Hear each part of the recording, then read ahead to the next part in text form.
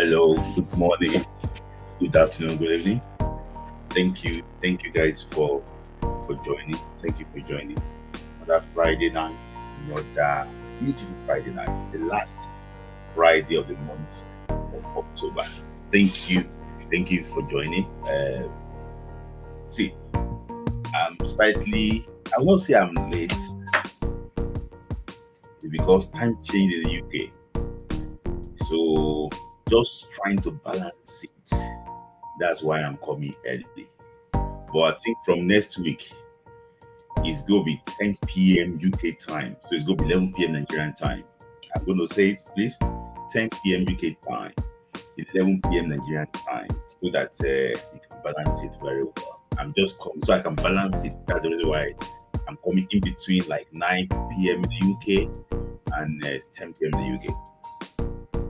You know, some people, our fans in the UK, they'll be what's it called?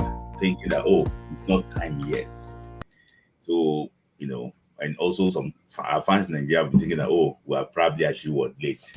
I've got a lot of messages that I might not come in live this evening and things like that. But guys, just understand that it's due to the time difference. I'm going to announce, as I'm doing the program today, I will continue to announce that there's going to be, it's going to be 10 p.m. UK time. 10 p.m. UK time, 10 p.m. UK time, so that we will be able to, you can to benefit of us. So thank you. I remain your host, Mitlai. Guys, as you join,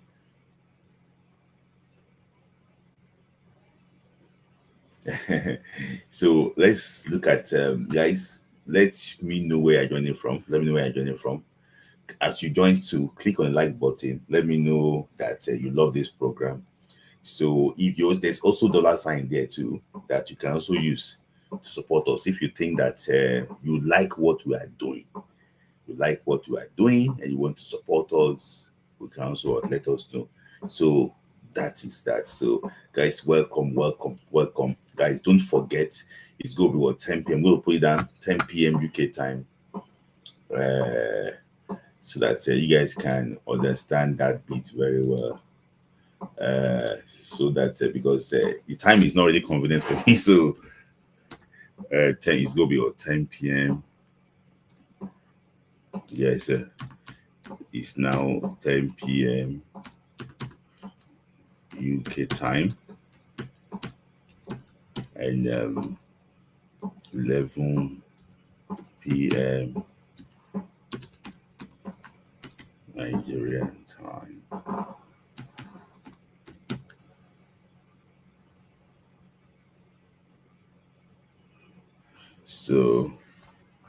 So guys, as you come, like the video. We have a lot of things to discuss today. Like the video. So it's now 10 p.m. UK time, 11 p.m. Nigerian time, so that our guys in Nigeria will not miss out. So thank you, joining from the United States. Okay, joining from UAE. Thank you guys for joining. Thank you for joining. Tell others that we are live this evening. That we are live this evening. Let them know that we are live. We only have 36 people join. When we are 50, we'll join. Okay, thank you for joining from Australia. So thank you for joining. We are scattered around the world. People join from South Africa, people join from Ghana, people join from America, from the UK, from Australia, from Brazil. We are everywhere. We are everywhere. So guys, just share the video, and as you join to like the video, let them know that we are live this wonderful Friday night. So it is already, Topper from Maryland, US. Okay, Topper, thank you for joining from Maryland, USA. Thank you for joining. So we are everywhere. Just let people know that we are live this beautiful Friday evening. Let them know actually we're live. We have 41 people here. So share the video. So yeah, I don't want to waste time today. So like this popular say that charity actually begins at home. So I like to start from the home front. Step Money from London, thank you for joining. Okay, NC United States, that is Daniel, thank you for joining. I like to start on the home front. So if you know that currently, last Wednesday, Rivers United played against Ikorodu FC at the Adamasingba at the Adoke Amesimaka Stadium in Rivers State. So, and the match was full of controversy. The game ended nil-nil in nil-nil between Ikorodu FC and Rivers United. So, one of the things that stood out in that game was this offside call. Guys, how is that yellow player offside? Oh, thank you, Loje. Thank you for joining. How is this? How is that guy in yellow? Uh, how is that guy in yellow offside, guys? How is that guy in yellow offside? How is he offside? So see, we just got that said. They didn't select any Nigerian referee for the AFCON, coming in December. But how would they select referee making this type of calls? It's so obvious. So for me, this is bad. This is bad. This is not a good advertisement for the league. This is actually what this is bad. And those that are in charge of these things, should do something. I don't like to. This is very bad. This is very bad. This is very bad. How would that guy be offside? This is very bad. So the game ended nil-nil. So Ikorodu FC was meant to score with this opportunity, but they were denied. So the game ended with nil-nil. So Rivers United, Ikorodu FC, nil-nil. So still on Rivers United, they also played against Red Bull on the 25th of this month. They played against Red Bull. They won the game by 3-1. So they'll be the first Nigerian club to progress to the CAF Champions League in 8 years. So kudos to Flamingos Georgia and his people. They won that game 3-1. They lost 1-0 in Maputo in the first leg, but they won 3-1. So you will now be able to see, a CAF Champions League game in Nigeria now. So I'm using this opportunity to talk to the Rivers State government under the leadership of Sir Simlai Fubara that please they should look for a way to fix the stadium so that the Rivers United can enjoy home support. 100 people will travel from Port Harcourt to Uyo to support them. That is not enough home support. It's not enough home support. If they play in Port Harcourt and it's a top game, you will see a lot of fans coming to support them. So I'm appealing to Sir Simlai Fubara or Yeson Wike, any of any of them, because I don't know, maybe Yeson Wike is still governor. Any of them, I'm appealing to them. They should try and renovate the stadium to CAF standard so that they have spent too much money on that stadium. I don't know. They awarded contract on that stadium every year, and the stadium is still not ready to host CAF competition. Please, Sir Simlai Fubara, Yeson Wike, the House of Assembly, Bola Ahmed Tinubu, all of you, if you know, just fix the stadium so that they can use to see what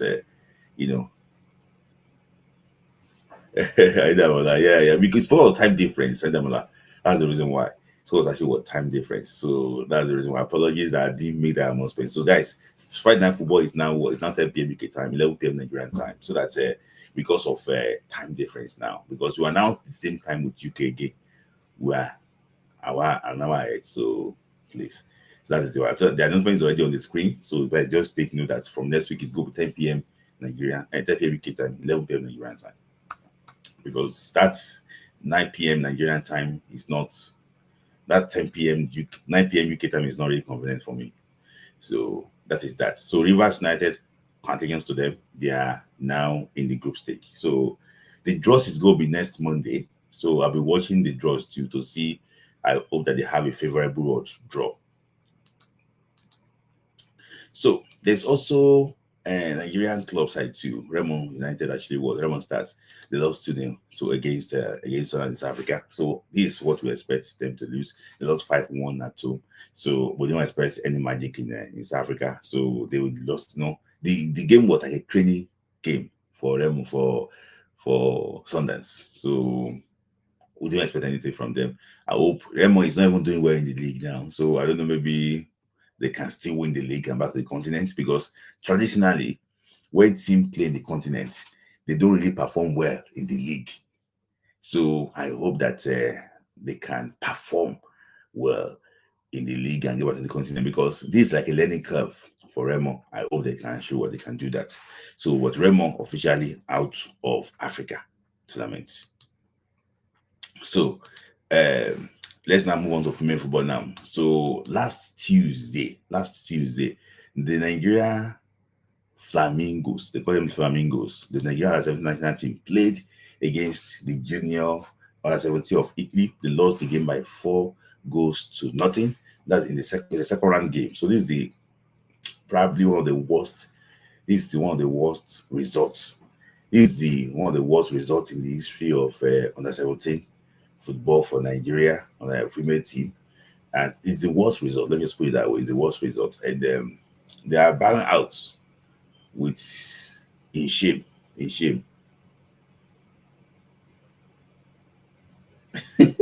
I don't know. They are buying out in shame, and it's very shameful. It's very shameful. This is a very shameful outing.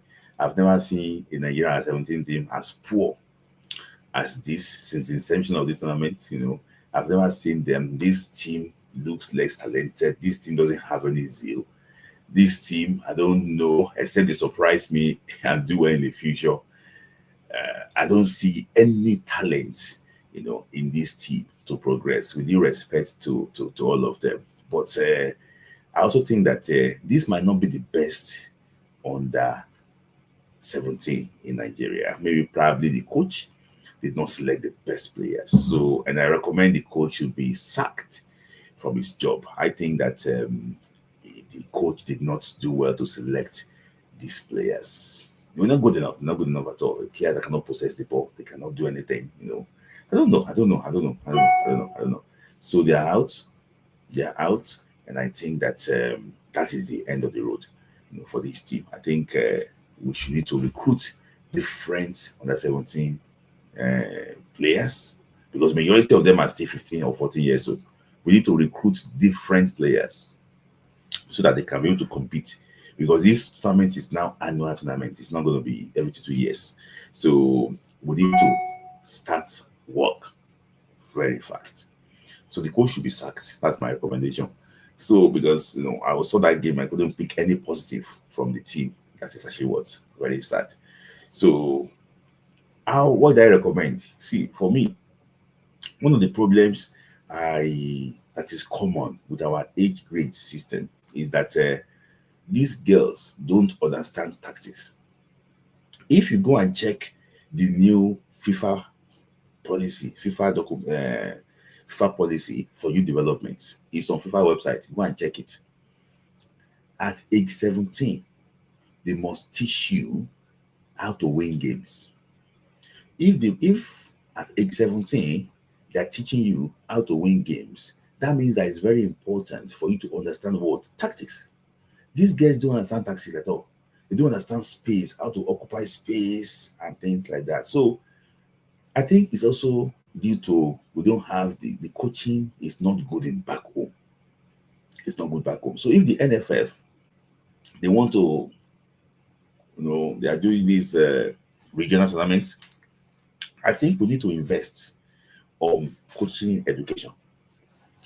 Some of these master classes that they do, I know that Remo Ugumede is doing master class, bringing coaches. They are paying 50K. The guy too, what's he called? What's his name? Ali Zubeiru is doing master class. They are paying 50K for master class. I don't know what he's teaching them. Even he's not qualified. I don't know what he's teaching them.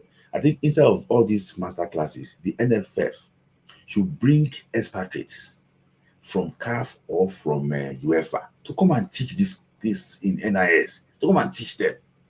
I think you come and teach them basic football tactics. Come and teach them. All these Remo stars that could not coach, he could not stay on the touchline because he doesn't have certificates. The Kudi said it that they went for this CAF program. He's just doing his CAF program. And he's the one mentoring small coaches. I don't know. You don't have certificates, you don't have anything. So for me, I think the NFF, I don't know how they're going to do it. They should invest in coaching, because if you have bad teachers, there's no way you can produce good students. If you have bad teachers, I think what I've discovered in these past few days is what our coaching is very poor domestically, and I think we need to invest in our coaching.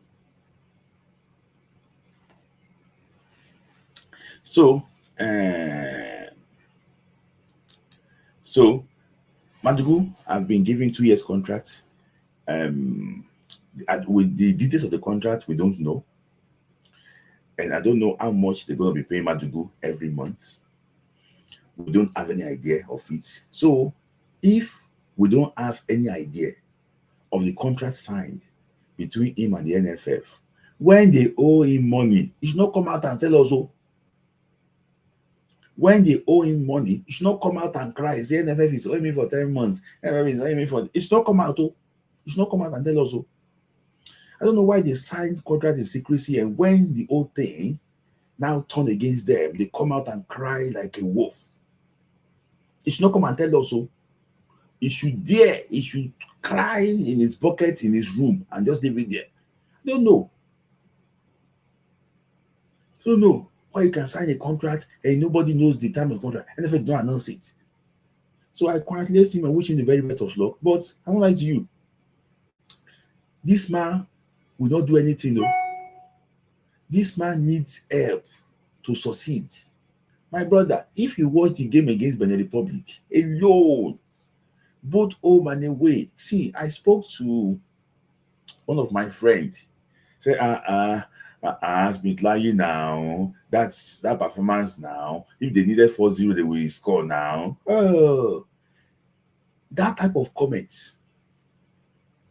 That type of comments is what I get from Nigerians, and that's why our football can never move forward. Because people don't know. People don't.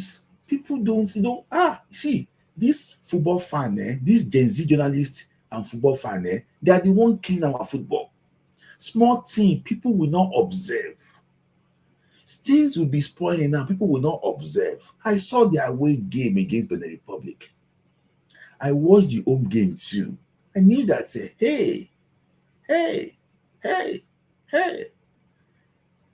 When we score the 2 goals in the first half against Benin Republic, the coach, Benin Republic, changed tactics to stop us in the second half. The problem I see is that these our coaches, they cannot respond to tactics. I will not say anything, no. At home, Nigeria do better. We don't have that's why. Hey, that is the reason. The journalists, the football fans we have now, most of them are half-baked. Just question. Oh, what is wrong with that? Is it complacency? What is wrong? Just make observation. Just say it. Nobody is talking because we qualified. Nobody is talking before what? Because what? Because we qualified. We are going to Morocco. We have qualified. But I can tell you that me, I'm not a prophet of doom. Something is coming, and we have to be very careful. This female football is what we have now. They have taken men football away from us small. It's what we have now. Banana is they ripe. We talk say banana they spoil. We talk say they ripe. Banana they spoil. We talk say they ripe. People left the gym in Abeokuta. Nothing happened. We qualified. Nigeria, we sleep and our head they one side. Where is our pride as a nation? Where is our pride as a nation? You cannot see a journalist watch football and write about a game in Nigeria again. Nobody can write about a game again. Go and write about what happened in this game. Nobody, because what they are looking at this thing, they were checking about this thing. Nobody, it's just go. Nobody. People are looking for content. Nobody can sit down and write what happened in this game. Look at it. What happened? Nobody can see them and write again. I don't go talk. We will see when the whole team collapse. Now for everybody, now you collapse on. What I see this team is this. Number one, this team does not have depth. This team doesn't have depth. When I saw the way they were dragging Osinachi Ohale, nobody can come and replace Ohale. Before, our under 17, under 20, Tosin Dimeni can easily come in. We are not producing again. Players like Comfort Folorunsho, Tuminu Adesina, players like Onilola, they are not even ripe enough. There is no pathway for them to be here. There's no pathway for them to be here. If Osinachi Ohale gets injured now, who will replace? Okay, they will move Ashley to the defense, to move out to the center back. You know, who? The same thing with Eagles. I'm just going to leave it that way. So we qualify, nobody is talking. I leave it. That way, you draw at home to Benin Republic. Benin Republic, they have league. Most of the players that played for Benin Republic, they play in their club. If you see the way, what's it called? Bayelsa Queens, was it disgrace them?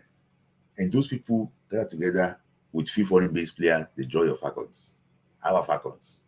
I'm not going to talk because we know that now. That's the reason why. Go and check the first leg. I will leave it that way. Nobody will talk. Nobody will talk. Maybe now so will they talk now. Nobody will say, it's not this thing. Ali Zubeiru, they went to fail. Nobody is talking now. Oh, it's developmental. Not see. Nobody will talk. We leave it that way. So I have a first super chat from my very good friend Sport Grinder. He said that what happened to Keshi will happen to Madugu post AFCON success. We may not qualify for the Women's World Cup. That is it. I'm not going to talk because I don't want to be a prophet of doom. That people just come out and say that, oh, Speedline, you don't talk. That's the reason why we didn't qualify. The players are good, but tactically,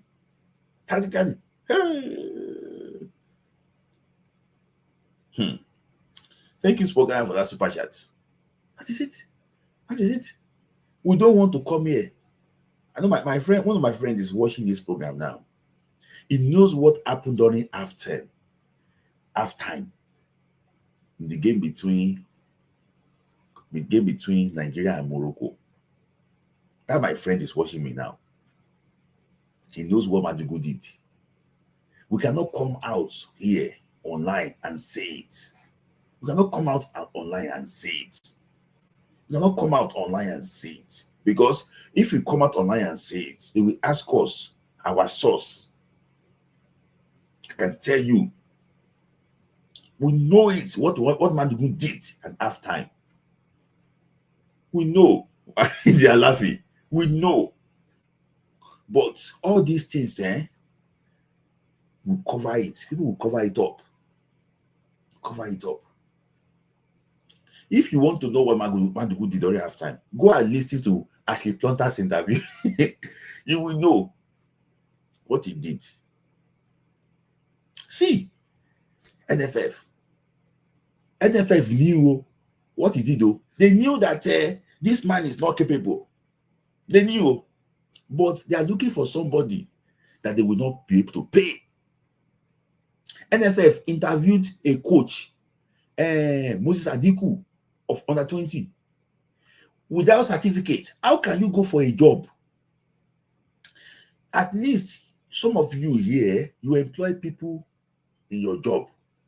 Did you submit your document? They call you for interview. Is it not? NFF appointed a coach without certificate.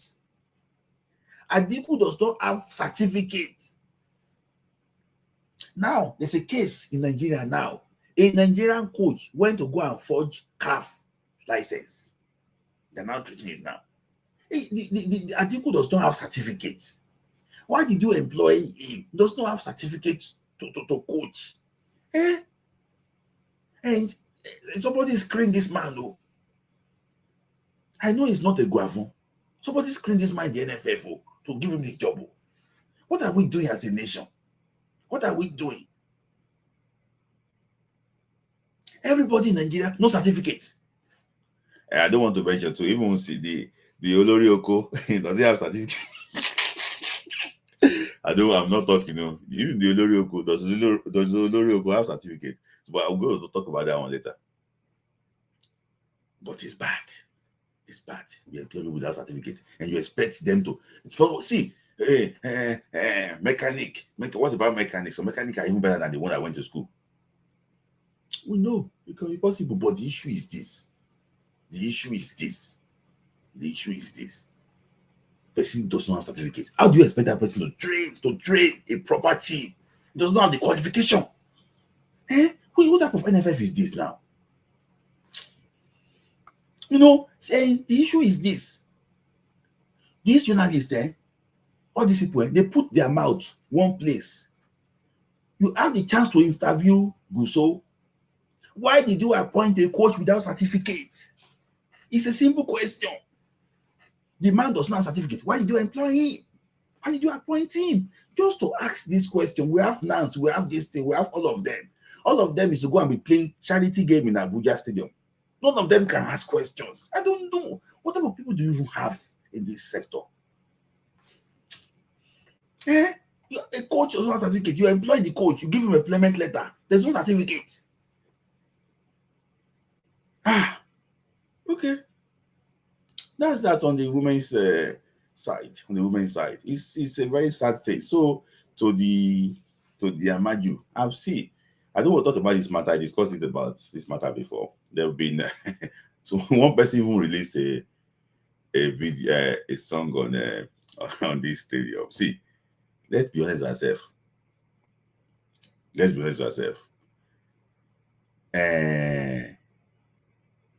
The commission the stadium today, is it Ifako? There's one local government in Lagos State. They did their pitch today. They did not spend up to half of this money. It was a run stadium. This thing is not the right money. Let's be honest with ourselves. So people have been coming to defend, counter defend. Forget it. I spoke to one of my friends. Come and say, okay, people that are saying that it's not good, they have never even been to this place before. There's this adage in my language. It's that if you pounded yam, now for I, you don't know which pounded yam will bellyful you. Now for I will know say a bad job they do here.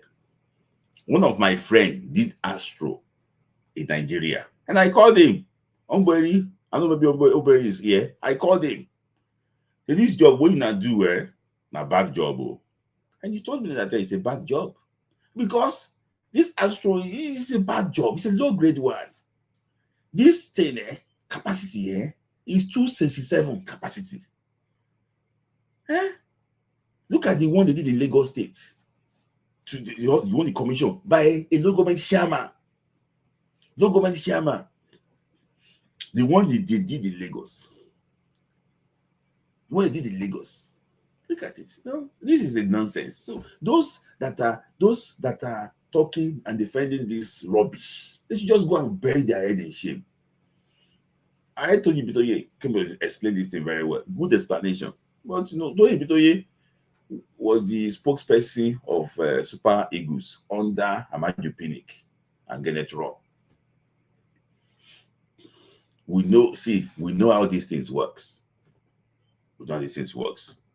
Those that want to drag, continue to drag the man. This project is not clean. That's my take on that. So then I saw so many things about termination of contract and things like that. I wish them they should go to continue. So Super Eagles matter.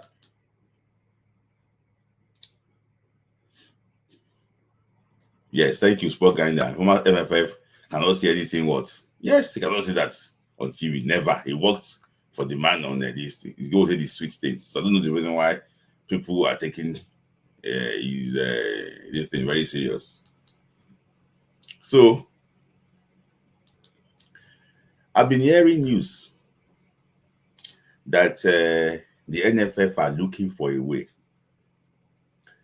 They did not expect Nigeria to go to the World Cup. They didn't expect Nigeria to to beat Benin Republic 4-0. They didn't expect. So they said that they have planned to relieve this man of his job. But this man is just kept on surprising them, because I know there's this friction about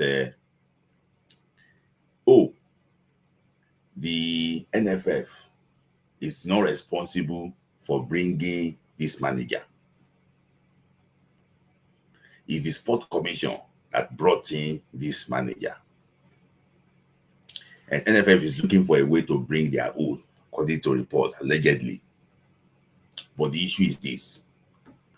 This man, we discussed with him, this man will stay for the playoff and supposedly go stay for the AFCON. The issue is that I don't understand this current government. There's no planning. See, some people, what I observe is that some people, see, I don't support this shenanigans in the NFF. But some people,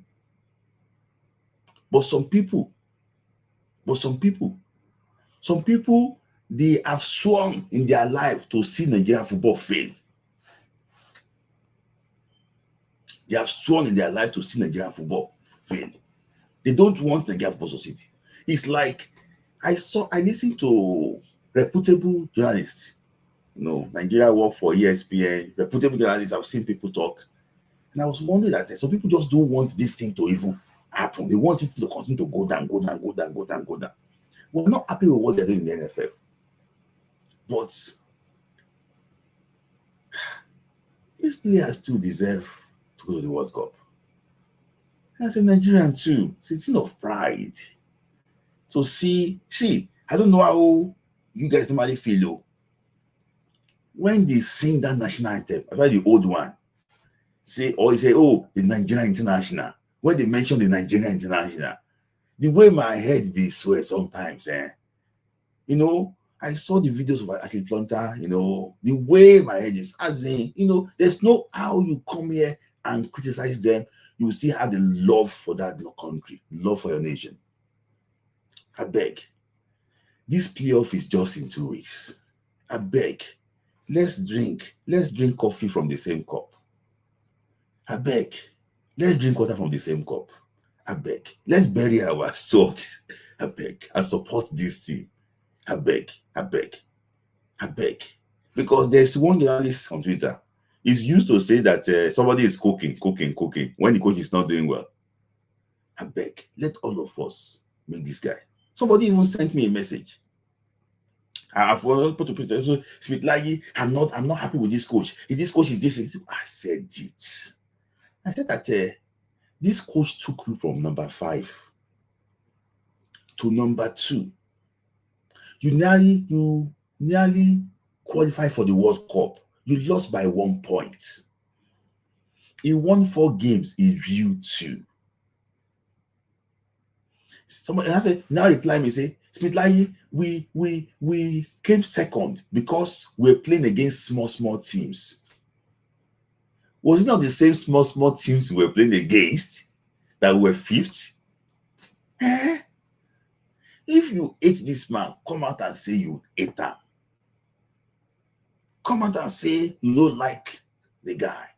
It's not as if I know the guy from anywhere, but I believe that everybody deserves their fair opportunity.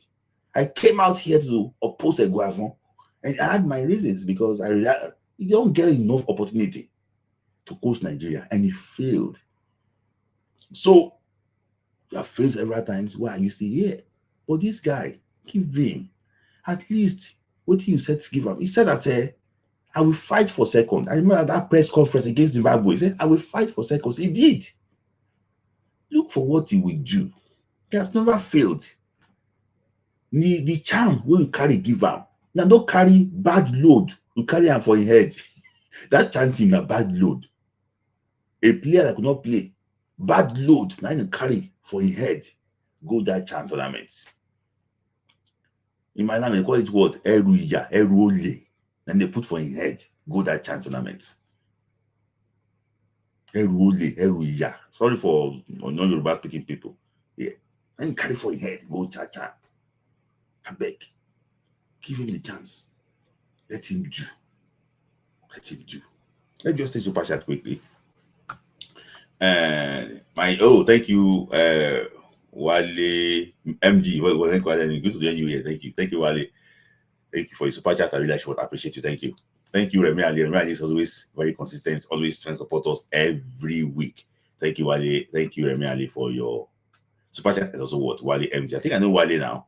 Thank you. In fact, I think I'm right. I think I know Wale. I think I'm right. So, how is that? Give me a chance. So, I've also been hearing the interview of Ibrahim Gusso about the problem of Nigerian football. Say, okay, they want to be camping player on a regular basis. Okay, for underage, it's good. It's a good idea. Not come here because I don't like him and say it's a rubbish idea. It's a good idea. But the issue is this. You must employ a very good coach and a backroom staff. Good backroom staff. Don't go for people you're going to owe money. Most of the guys you see here, they don't pay them salary. They collect money from agents. I beg, look for sponsor. Bring our best leg abroad. Pay them. Let them come and handle underage. Pay them money. Pay them. Not be looking for cheap things. Pay them. Pay them. So you have to invest in your coaching first before you talk, say, oh, go to go and assemble some people who are PE teachers and say that they're coaches. So I also saw Eric Shell's interview. If you have not seen that interview, guys, go to Eagle 7 Mathematical. So very good interview. And my very good friend Tuishon Obi called in from America, on that interview. Let me just say some few things. I was so pleased with that interview. I don't know that this guy could be watching 80 players per week. Because I realized that if you mention the player to this guy will know the player. If you mention a player to him, it's going to know the player. If you mention a player to him, it's going to know the player already. That means that he's doing a very good. He's a dedicated man towards this job. We have seen coaches before that don't even know our players. They ask a coach who is Siri Desas. This same coach is still in the NFF, part of this thing. He said that the Desas, and will I go and meet Siri Desas anywhere? It doesn't even. The answers were horrible. But I like this man is doing his job. He had this thing of what? Of 30 what? 500 journalists. 500 players to monitor. So I have to pause. Monso Kumbade, my very good friend, just gave me big from Canada. Thank you. That's Monso Kumbade. That's my very good friend. Thank you. It came big today. Well done. Thank you. I've been seeing some big ones too. Thank you, Wale. Thank you, Monso Kumbade. So today seems to be very sweet. Thank you, guys. So I'm also challenging everybody. Yeah. So know your work. It's dedicated. How much are they giving him with this job that he's doing? All this data. He has to pay people and things like that. Has to move around. And it's even easier because he's got French passports.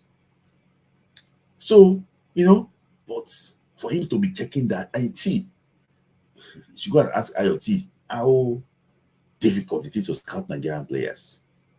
How difficult it is to actually to monitor Nigerian players. He's doing that job too with his staffs and everything. But he might be looking at it a lot more different from IoT, more strategically they perform and things like that. 80 players. So, I wish him best of luck. I'm really pleased with the work he's doing. I hope he can continue this way and give us the necessary results, that will take us to the World Cup. Yes.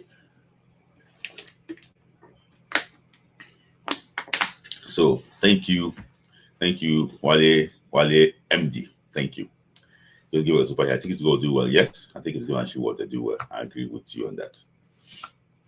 So that is actually what that. So he mentioned that we don't have structures in the league, which is right. We don't have structure. He mentioned that we have good players, but no structure.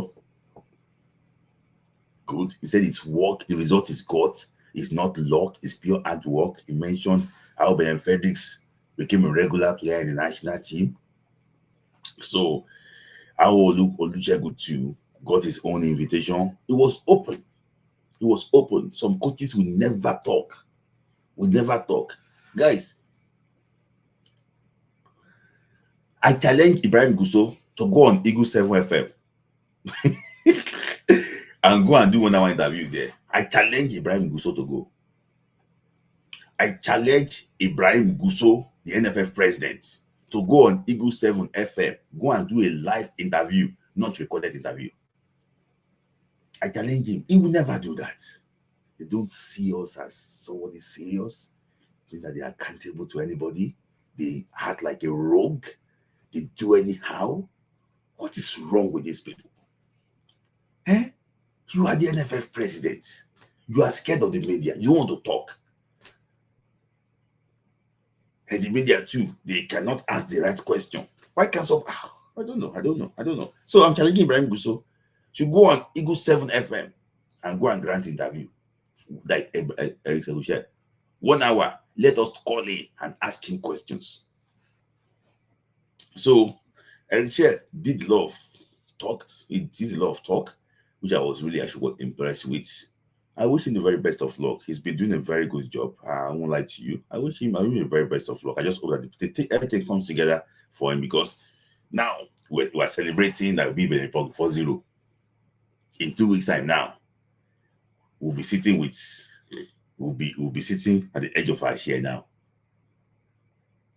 waiting, watching the game between Nigeria and Gabon. And I can tell you, Nigeria and Gabon is not going to be very easy. You'll say that. It's not going to be very easy. It will be the nail-biting game. If we are not careful, it might end 3 to Nigeria.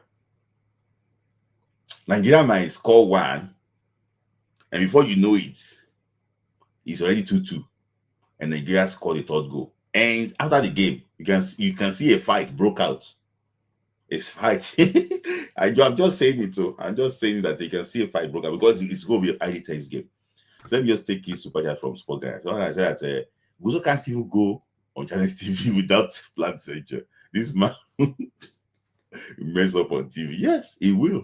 He can't try it. That's why I'm challenging him now. It should just go. He can never do that. They have to edit.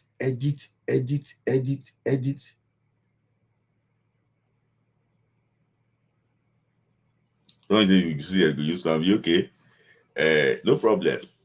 Actually, but the game is not going to be easy. It's not going to be easy. That first game, especially, it won't be easy. So that is that on Edo. If you have not seen that interview, go and watch the interview. There's a lot of very interesting interview. I really enjoyed it.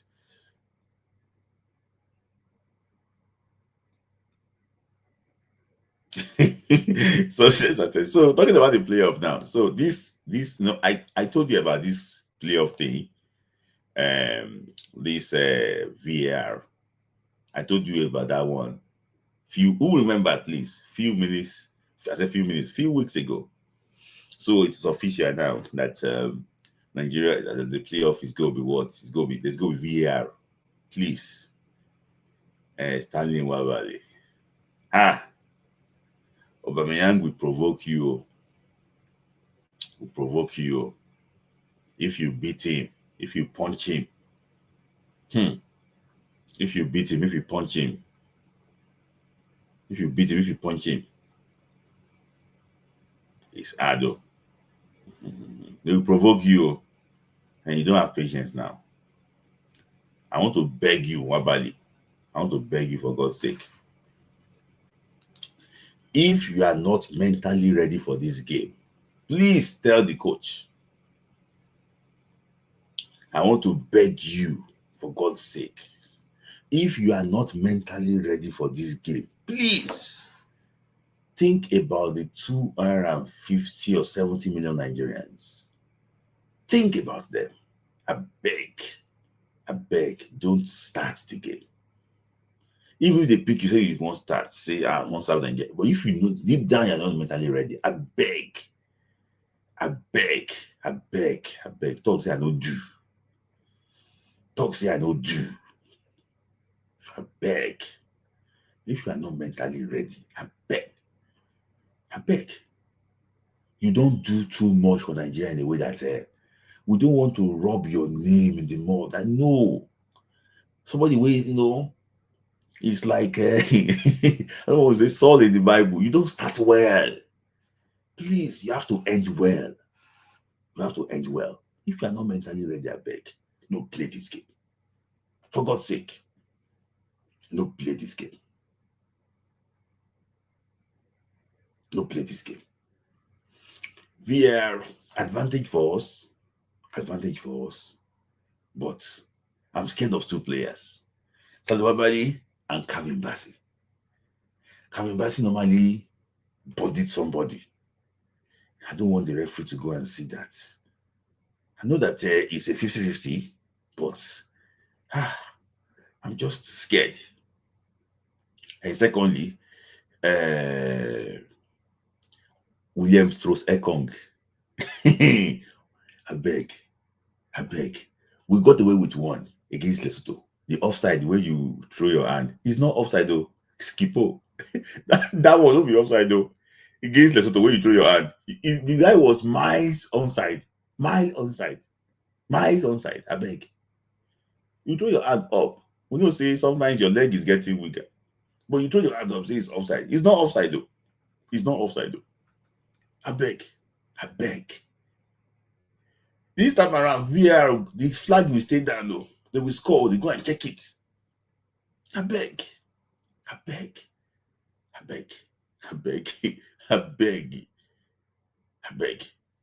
Because when you put your hand up, you stopped. I beg. The VR will try some anything, but I'm happy. I'm happy that Victor Osimhen, we pray that he's going to be fit. We win us a penalty. I think in one of the two games, if we play these two games, so we win one penalty. I'm pretty sure Victor Osimhen will win one penalty. Thank you, Zizo B, for your super chat. Thank you, Zizo. That is Zizo now. Don't be Zizo with that. This man, what go?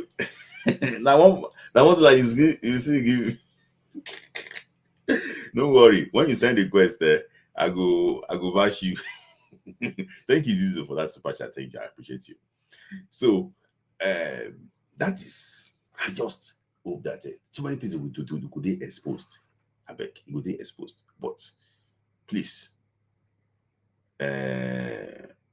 take it easy. So I'm happy the VR is coming. I think it's going to be beneficial on Nigeria. I think all those questionable calls, Lukman's wrong that they say us offside. I think Lukman, I beg, make those runs. So they've also confirmed the features, the playoff features. Okay, I put it on my story.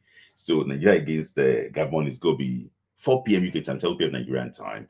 4 p.m. UK time, 5 p.m. Nigerian time at the Complex Sportif Prince Hassan in Morocco. That's a very big stadium. It's a very big stadium that will host the. And that's the one is the one that will host the AFCON final. So what is the plan of the NFF to bring supporters to Morocco? Because I'm hearing that the flight to Morocco is how much? Is it 1 million something? 1.2 million? It go hard though. 1.2 million. You know, we might go there without fans. So 1.2 million. 1.2 million. Except they want to do the Rwanda package that they took fans from Nigeria, maybe airpiece from Nigeria. They took fans from Nigeria. Somebody said Ekong just score an own goal. uh, I've not confirmed that too. Victor Kovac, he just scored own goal. What is that? So many years Morocco, but so many years Morocco, they could not come out to watch the Falcons.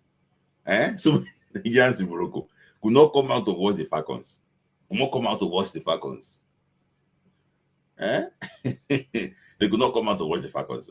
So many Nigerians in Morocco. We can have Nigerians everywhere, but are they going to come?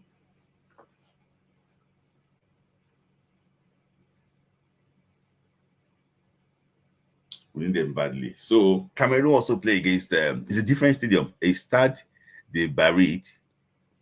Now see that they did a draw. See this final. Yeah, this he said they have confirmed that too. Say Ekong score and don't go.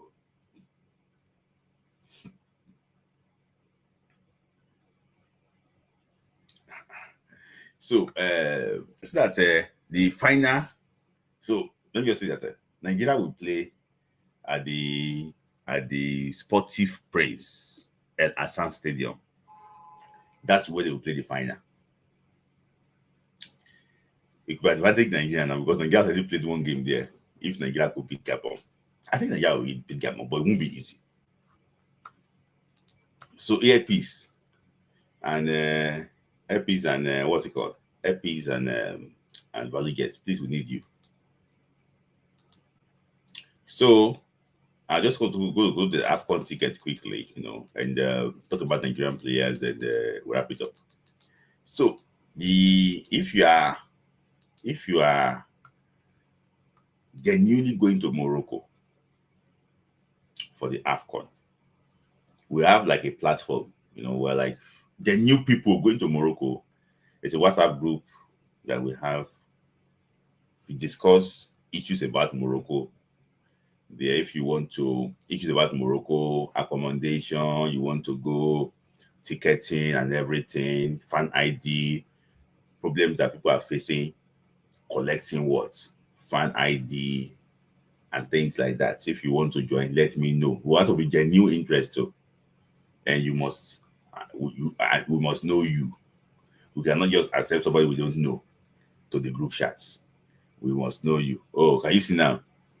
Zizo give me money again. Say, they should leave the coach alone and do the job. Zizo say he won't give money because he doesn't want me to blast him when he comes online. So thank you, Zizo, for that super chat. I agree with you too. Leave the coach, let him do the job. So if you want to, if you're serious about going to AFCON, and you want us to let us know. Can I be there? No, you will block people on board. You cannot be the admin on the WhatsApp group. You block people. So if you let me know, let me know. DM me on my Instagram. Let me actually know. Just few people there. So if you are serious, you need to stay.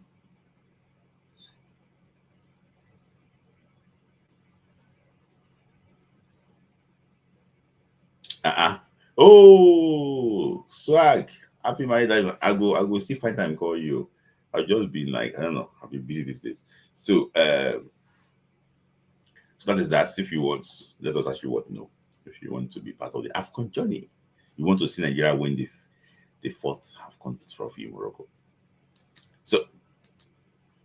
So now just Nigerian players now. So there's been news this weekend that this weekend and for the past few weeks that Barcelona coach Ansu Flick told them that he needs Victor Osimhen. He told them last year they don't want to deal with Napoli, but he's now telling them again now that he needs a striker, and Victor Osimhen is his first choice. In fact, they are looking at 102 million. So they believe that they can offer Galatasaray 102 million euros for Victor Osimhen now.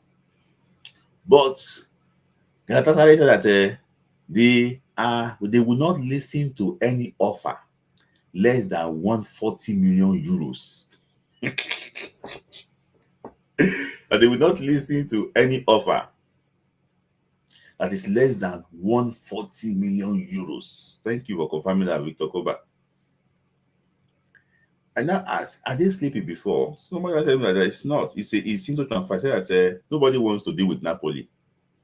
That it's a fact that Galatasaray did that deal through like their nose. Different people contributed money to make the deal happen. And the deal happened. So nobody wants to do anything with Napoli. So Barcelona wanted him, but they believe that they can get him. They believe that they are in a financial edge to get him.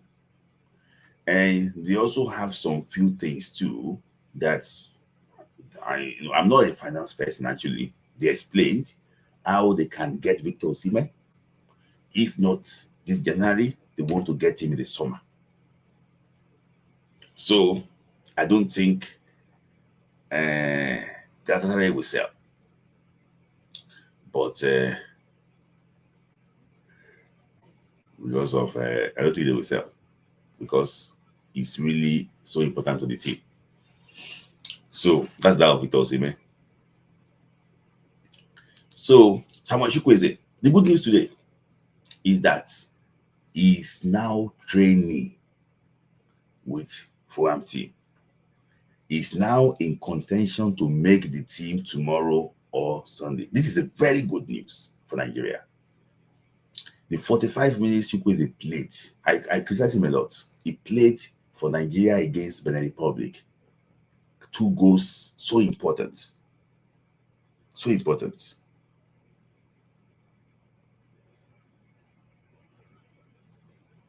So I'm happy that he's back. And Eric will also be happy too. So Olaina is making good progress in his recovery. But the issue is that Olaina will be racing against time to make the AFCON team. He's in the gym. He's in the gym now. But it's going to be racing against time to make the AFCON team. That is it. Will Eric Shea pick him? Because Olaina will not be playing Premier League football before January. Will he pick him? I don't know. So, and another good news too, and not a good news, I'm not just about the good news, is Terry Murphy will not be in contention for the playoffs in Morocco. So I'm hearing that Polono Ashu is likely to return and take the place of Terry Murphy. But the issue is this. How can you have Tolu Arokodare and Polono Ashu in the same team? Does it work? Arokodare and Ono Ashu in the same team. For me, I prefer Arokodare. I prefer Ono Ashu. In that team. But let's see what the coach will do. I'm hearing that Polono Ashu will be the one to replace what? Terry Murphy. So, news too about Dele Bashiru. I didn't have his picture here. That Dele Bashiru is already back in training. Let's see. Maybe Dele Bashiru will be able to make the team next this week. The coach is waiting to see if he is going to make the team. So that is actually what that's next week. I will talk about how Gabon normally score their goals. That is when we also discuss. What's it called? We'll discuss. We'll discuss. How will I put it? The team. The team will be out on Monday. It should be out on Monday. I think no, they want to release it after next weekend. So the team will be out on Monday. So let me just The team will be out on Monday, so that we'll be able to discuss together. So thank you for the super chat. That is Benake. That's your username. I don't really know that person, but thank you, Benake, for that super chat. I really appreciate you guys. That is guys. Guys, continue. And super chat to it. And super chat to it. And super chat to it. Also like the video. I have 46 like out of about 90 people watching. Why? Come on. Why? Please, why? So I think Osai Samuel will be back in the team too. Osai Samuel is back in the team. Osai Samuel is back in the team. I think Osai Samuel is back in the team. So I think we're having more options back. Osai Samuel is back in the team. So looking at the opponents now, our opponent today, they released their list of players that will be playing for Congo. Because our potential opponents, let me put it that way, our potential opponents, not our opponents. Our potential opponents released, because if we beat Gabon, we'll be facing them in the final. So I want to talk about them too.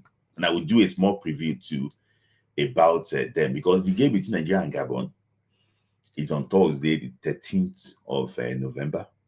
So our show is on Friday, the 14th of November. I hope we win that game so that we can have enough time to preview our final opponents. So I'm just going to wait till the 14th and preview our final opponent. I think it's going to make more sense there, because the final is going to be on Sunday, which I think actually is on Friday. It's going to be on Sunday. So that's it. So I'll just wait till then. But let me just talk about them, because they released their list today. The list of what? Of 25 players or so. So yeah, this is the list. So what surprised me on this thing is that they went to go and get a polo from Standard Liège in Belgium. How did they convince the boy? The boy is a very good goalkeeper, and the boy can still be Belgium goalkeeper in the future. How come that Congo convinced the boy to come? And now they have Impassi from Le Havre in France, and also what? So a goalkeeper in the Belgian league. They got a player that I was really impressed too. The boy plays for Anderlecht in Belgium. There's also no Sadiki there. It's a very, very good team. Very, very good team out there. They got this guy called what's that guy's name? He plays for Celtic. Billy Kwasa. Very, very good player too. Going to play for Congo. I was really, they have this very strong diaspora contingent that can actually help them to get these guys. So kudos to Congo. At least they have released their list. There is no Yuan Wisa there. Newcastle will not release Yuan Wisa. He still got these heavy bandage stripes on his leg. When I saw his video against Tottenham Hotspur, so it's not gonna be ready. It's not gonna be ready. So guys, this is now time to contribute. We have spent 1 hour. Time to contribute. Please make it very fast today, so that our people can go to bed. The guy is good, yes. The guy is good. But the guy is good. So guys, the link is there. So guys, I have 9 super chats. Currently, guys, let's get to 20. Let's get to 20 super chats. Make it 10 first and like the video. 59 likes out of about around this thing watching. I know Zizo. So Zizo, Yeah. you're my first caller. Let me hear from you. You didn't see my last super chat. Oh, okay. Oh, yeah, yes, sir. Please. You are yabbing me. The echo should not play because this will go. See, it's becoming too much. I'm not lie to you. And no, the age is showing on his performance. No, if you see the last own goal, yeah, to be honest with you, yeah, You can mute yourself, or somebody listen. somebody is echoing. You can just lower your YouTube. Okay. Yes. Okay. Yeah. Okay. Zizo, I'm listening to you. Yeah. Continue. Yeah, I said if you saw the last own goal he scored, he wasn't under pressure. He would have controlled it, but I don't know what is happening with the record. Yes. I saw the thing, I laughed. I said, this man is tired, man. Econ of 2023 is not Econ of 2025. The guy is down. Yes. I'm telling you, if that guy play any of playoff, Nigeria is done. We should forget about World Cup because he will score own goal again. What was your take about the you're talking about the youth football? We should go back, but I'm Yeah, talking about we don't have coaches in the grassroots. What's yeah. your take on? The thing is that with the Nigerian coaches, yeah, I think what is happening with NFL because these people are greedy, they don't want to pay any. When you are educated, yeah, there's certain things you will not take for granted, and the secondary, the background of where these people are coming from is contributing as well because most of them are they are I will not say they are beggars, they are poor. So whatever NFF does to them, they will take it. If they say to them, don't talk, they will not talk. But if you employ somebody that knows his onion, he knows his worth and the class, yeah, you will not they will not take this. Look at the manager of female national team. As with the AFCON the man has won, they are still doing him all this ton thing. Even the contract they gave to him, nobody knows what is in the contract. Yes. You understand? So that's the kind of thing And you I'm come and talking cry about. now if they don't pay him money. Yeah, if you're not paying money, that is when you will hear it because he doesn't have any choice again. They are taking because of the contract they are giving them. They made them to look stupid in the faces of everybody.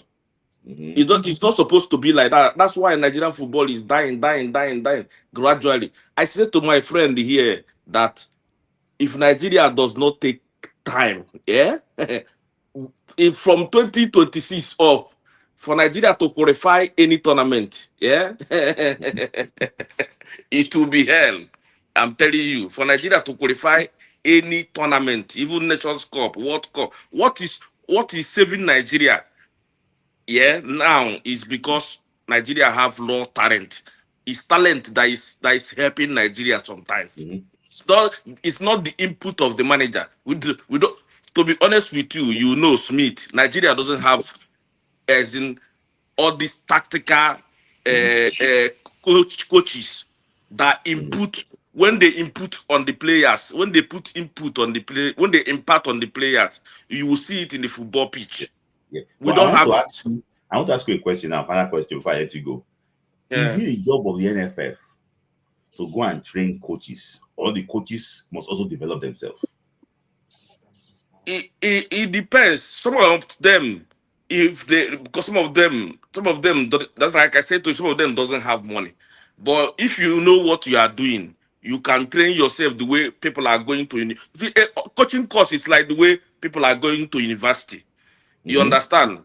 If you know what you are doing, you can use your money to finance yourself, get the certificate, go the training, get the certificate, and give the NF because, like I said to you, NFF doesn't want to employ this kind of people. They want all those ones that they want is all these backdoor coaches. The one they will use. They don't want to employ people that knows what they are doing. They don't want it. Check Yes. check all the coaches Nigeria is employing apart from this Marian coach. All the coaches we are employing is backdoor coaches. It's the fact. It's true. Yeah. Apart from the time of Westerhoff and all these people, the coaches Nigeria is employing from then till now is backdoor coaches. Yeah. And let me just give you one thing before you go. You know, I don't know the process. So if you want to apply for a job, you will submit your documents. Is it not? It's true. They will verify your documents. They will now call you for interview. Is it not? Yes. At least in the process of verification, they will know maybe you have certificate or not. Yeah. The coach they employed for that 20 women does not have certificate. That is what I'm saying to you. That's what I'm saying to you. And at the end of the day, they will owe them. They will not pay them. Yes. If they open their mouth and talk, there will be no future contract, future engagement with you again. That is what they are doing to all this Lada and Boso. They will if people complain too much, they will throw them away and bring another one. Before 1 year, 2 years, 3 years, they will bring them back again. Yeah. That is it. They are recycling. They are recycling them. These people are useless, man. Yeah, they're useless. So. Thank man. You. This guy is training now. I saw him on the train because I was watching on the TV. Onyedika. Oh, that's very I was good. watching a club Bruce training. I saw him. He's training now. Oh, that's very good. That's very good. Yeah. Thank you, Siso, for your time. Thank you. Yeah, thank Always you, bro. Good, very funny contribution. Thank you. You know the work today. No. So, Mr. Gospel, that you take it from anywhere. Yes. Good evening. I don't know where to start from. Let's start from NFF. Yes. You know, I have a thing for NFF, which is number one, the people who are at NFF are not even qualified to be there. When you say you want to interview a coach, who is the person interviewing the coach? That's number one. I know Moses Aduku, just like I know Samson Siasia. I know a lot of all these players because we all grew up on the streets of Adegunle. Yes. So we played football together. I know most of them. Yes. But the problem is Moses has been coaching female football for quite some time. I know in Bayelsa. Yeah, Bayelsa, even in Benin, in Edo. And Benin, yes. So maybe based on his experience, I don't know if he is doing if he doesn't have the proper certification. Yes. That is his fault. Yes. I don't believe, except he's a staff of NFF, then you can say NFF will send him for training. But if it's not a staff of NFF, then he should upgrade himself on a regular basis. There's nothing wrong with that. The moment you stop learning, you start dying. Right. So let me say something. Sorry, because you mentioned him now. When he took Edo Queens to the CAF Women's Champions League, they sent him to the stand because he does not have the documents to stay on the touchline. He was on the stand. He was shouting. What do you mean documents? For you to stay on the touchline, you have to have at least CAF B license. Okay, now he has. I think he's doing his CAF B. Now. Okay, I don't know. Now he's doing his CAF B himself and. I'm telling you that based on my encyclopedia here, I have a person here who's giving me information. Yes. So he's doing his CAF B. So by the grace of God, he will finish. But that apart, there is nothing wrong in NFF bringing the CAF officials to come and do training for our Nigerian coaches. We used to have it back then. They would bring them in at the National Stadium and they would train them. They just brought it back. They used to do it before. But the reason why they stopped it then was that everybody normally pass. They don't pass. No, out of them, nobody. No. See. No, before they took it to Ghana. So, but they're returning back. It's not a program. It's not a training program. It's just like a course, the CAF course. Yes. There's nothing wrong in everybody passing. It is, for me, there's nothing wrong in everybody passing, especially when it is being paid by the sponsor. Okay. Because you have to pay the people who are coming to teach them. You have to pay the for their certification and all of that. But the major thing is, it is from there you push them to teams, and it is from their tactical whatever that they bring out that you know if they are good enough to coach any of these teams. I grew up seeing football. I grew up seeing 8th grade football grow, especially in Lagos. We played Lafa League. Lafa League was strong. Lafa League was the Lagos Divisional Football Association League. We played Lafa League. There was Division 1, Division 2, Division 3, Division 4. Lafa League. Then there was the National League. National League also had Division 1, Division 2, I think Division 3. Now a team has to grow from one of these to the other. We who were boys playing football back then in Nigeria, they come to select people, and funny enough, those who ran Youth Sports Federation of Nigeria, USFON, yes, most of them were based in Ajegule. Now late Todieke, now late Benegbo, and all the rest of them. And the person who was sponsoring them just across the bridge in Apapa, Garba Hamza. And you picked boys not minding where they came from. The most important thing is, can you play football? And if you can't play football, you are dropped. You are dropped. And they picked these boys, they trained these boys, and every time they play with the Flying Eagles back then, because the Golden Eagles were not, it only came out in 1985. But back then, when you play in youth form, when you come back, you will play for Flying Eagles. I still remember back then when Samson Siasia was to go for a tournament for youth form and was dropped because of his name. When they said that his name Siasia is Ghanaian. Yes, his younger brother eventually went for that same tournament. I think that 2 or 3 years later. Alabani Harrison. That's what it became. Because their elder brother was playing for stationery stores. Samson was playing for Blackwood Dodge. Alabani was all over the place. He even played for stationery stores at one time. So everybody who played football back then, you know who could play and who could not. Back to the Super Eagles. We are having a challenge. We have people who don't understand sports. Uso was former chairman, I think. Chairman of all chairmen. Or chairman of African Nigerian Athletics Federation. Yes. And he bungled up a contract that Puma had with the Athletic Federation. And he was even a factional chairman at that time. I think it was a different Guso. Yes, Guso, the same Guso.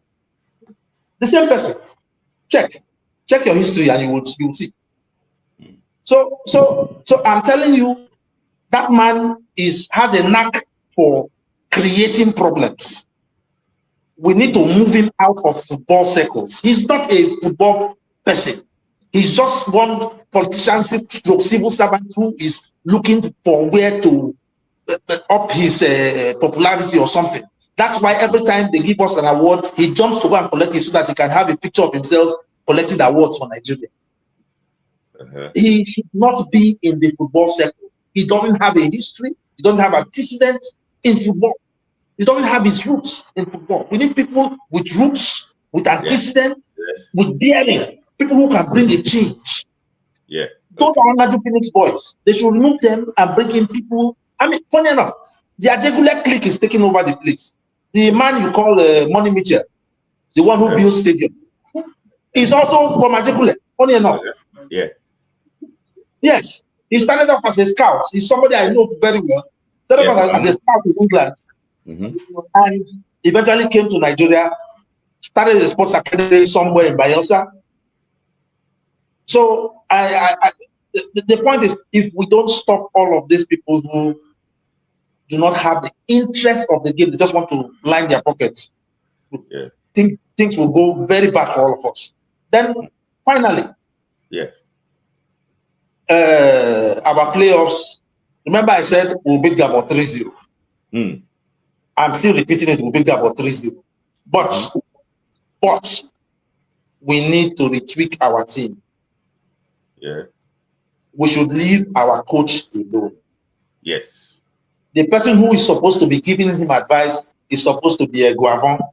Yes. Our technical director. Yeah. Technical. He's supposed to be the one saying there are players here, there are players there. Go and let me go and see the players and report back to the coach. But he's not doing any of that. I don't know what is whatever his job description is in NFL. But we need, I mean, look at what Emmanuel is doing in Saudi Arabia. He's changing the face of football in Saudi Arabia, and he's being paid for it. We need people who can come in and change the system. Yes. You know, I've looked at, remember I said something the other time. I said that we should employ a chief executive free from elections and all of that. Somebody who will run the NFL. These people handling positions and all of that, Secretary General, Chairman of Association, can do association job. But the person who runs the football should be a CEO. Okay. That who would run the football, tell them where to pick players, get sponsors. Because right now we don't have sponsors. We don't have sponsors for our jersey. We don't have sponsors for our stadium. I want to. Our stadium, I'm saying a lot of things now. Our stadium, what they do in England, you know, what they do in England is clubs get sponsors to take, that is, they name the stadium after the sponsors of the stadium. So if Dangote now takes up the national stadium, he will bring in money, they will fix the stadium, and they will call it Dangote Stadium for the number of years that he brings that money. So they should take it up with Dangote. He brings in money, they clean up the stadium with the money he brings, and national stadiums will now be Dangote International Stadium until the contract expires. Even that is actually even make a lot of sense, because even you see Dangote Stadium itself, it can even privatize it, like use it for different things, you know, and for that length of time.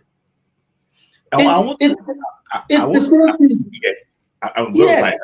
ask you a question, because you have dived in so many areas. I want to ask you one final question. I've come here before and I keep on saying it, and I want anybody to come and prove me wrong. I said that we don't have the type of talents we used to have them. We don't have them again in Nigeria. And see, I'm coming. I like to work with sample size. People are like, oh, if you have 40 datas and 2 follow the different pattern, those 2 is going to be anomaly, and 38 follow one pattern. We were talking about how good grassroots football was in Lagos then. You mentioned all these things, I know them. Now,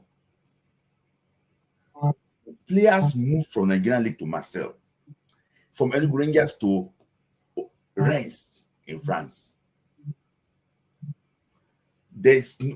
Tell me one transfer that can happen that way again. Tell me, I think he actually he left. Okay, that is that. We lost him. I like his conversation, but I'm going to bring Tim Tokwe on because it's very fast. And I have Sean Obi Sport Grinder, and Sean Obi Sport Grinder and Chris. But let me just bring Tim Tokwe on for like 2 minutes. Tim Tokwe is very fast. P, I'm coming. So, yeah, your thoughts. Good evening, my brother. How are you doing today? Yeah, we're doing well. First of all, I want to custom out tonight, and I'll do it fast. In Nigeria, I'm one of the best callers on your shows, and your shows. Mm-hmm. But for the past 2 months, nobody called me and say, "Hello, what's up? Where have you been?" I sent a message. I can hear me. Yeah, I can hear you. I then had the message on social media, on Instagram. It doesn't reply my message, and I feel so bad that I feel angry. But I think when I call him, I'm still when I call him, I'll tell him that I don't like what he's doing. Reply me a message. Don't remember my message. That's by the way. Ooh. IoT. You don't reply your message. Can you hear me? I can hear you. On Instagram. Don't reply my message on Instagram, and I don't like it at all. When they want to play the match, ask him. Is it a threat or good difference? I didn't know it's not my on Twitter or it's not my mind at all. But I say maybe it's busy. That's by the way. Back to the issue online. Are you hearing me? Yeah. Now, first of all about playoff. I want the manager to do one thing for me. Call this guy Philip Otele to the team. They need that boy that to and Ebenezer Smyrna midfield for Nigeria. Secondly, but that doesn't if you stay in that, no, you don't want him. Can't play at all. Do slow for ball. Who's play Chelsea Football Club and wait for England. You wait tire. We was playing them start against Tolu on Tuesday. I was laughing. Imagine Tolu Tosi marking this guy from Cameroon, Abubakar. That's trouble now. So those saying play for England, they don't want him in Nigeria. Other thought about Nigerian coaches. Are you hearing me? Mm-hmm. Nigerian coaches are very lazy. I'm sorry to say. They are very lazy and they don't want to work. It's like they want home-based coaches. They like to work. They like the collect the bank. Look at the Flamingo girls being destroying in Morocco. Like this, they are worst year for Nigerian football. About when the Falcons and our team are very poor this year. No England, that was very poor. It's not be this year. It's coming. When the past since last time the tournament was 2019. Yes. You go down the World Cup 2019. Look at that. Now about the Suguzo issue, I think so. I don't know before that it was the athletic before. I don't get down.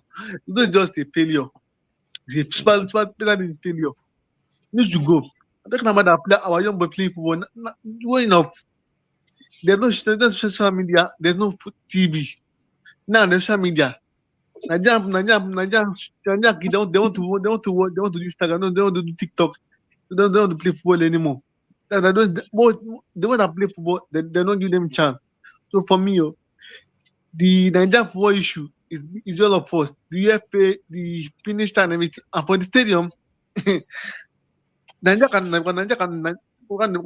our NFF always give. We don't have to they always give ticket house freely. We're playing. Look at them must have playing. They're giving ticket 500 naira to the big match for that kind of matches. So if they're going to put money down, I mean, where are we going to make the money back? No way, because no way they're doing a free ticket for matches. That's no. So for me, finally, I'm very good. Start with contact for Cup. They'll beat Gabon. Have you seen the Congo team list for the playoff? Yes. It's there. Very strong squad. So very strong squad. Yes. Very strong squad. I don't wish I strike will win. So we qualify for Kabila. Thank you. Bye for now. Thank you, Dr. Thanks to see you again. Thank you. It's been a long time. Thank you. Sorry, round up, please, Mr. Godswill. A lot of people enjoy you. I'm not talking about talent. Yes. Just wrap it up with talent here. Okay. So basically, we need to start afresh. After this tournament, this playoffs, we still have the next playoff by the grace of God to go to. But we need to dispassionately, without any sense of whatever, to these players who have been playing for us. They've given some of them have let go of so many things to play for Nigeria. We need to drop some players. That's number one. Not because they've not served Nigeria well, but because this is a desperate time and it calls for desperate measures. Not because you have played well before means you must come back and play now. We need our best 11 or 15 to play these next 3-4 matches that we need to play. Yes. We need to drop or put him on the bench, our captain, Chusheko. We need to drop him. Yes. You just said that he or you just confirmed that he has scored an own goal in his club. So he's getting good at that. For now, he's losing form. Age is telling on him. Let him be on the bench. He can captain us from the bench. What's his name? Aro Gudari should please be dropped. I watched that match that he managed to score 1 goal. He is not, maybe the future, he is not good for our national team. Now, yeah, I know. I can say that without fear of contradiction. He's not good enough for the Super Eagles. He is not. He's good, but he's not good enough for the Super Eagles. We need to look out for players who are in form. You know, there are some players who are benched in their clubs, and you invite them to the national team. Yes. National team is not a rehab center. Yes. Yes, it's no. Without fear of contradiction, national team, the Super Eagles, not in the rehab center. Yes. When they were playing for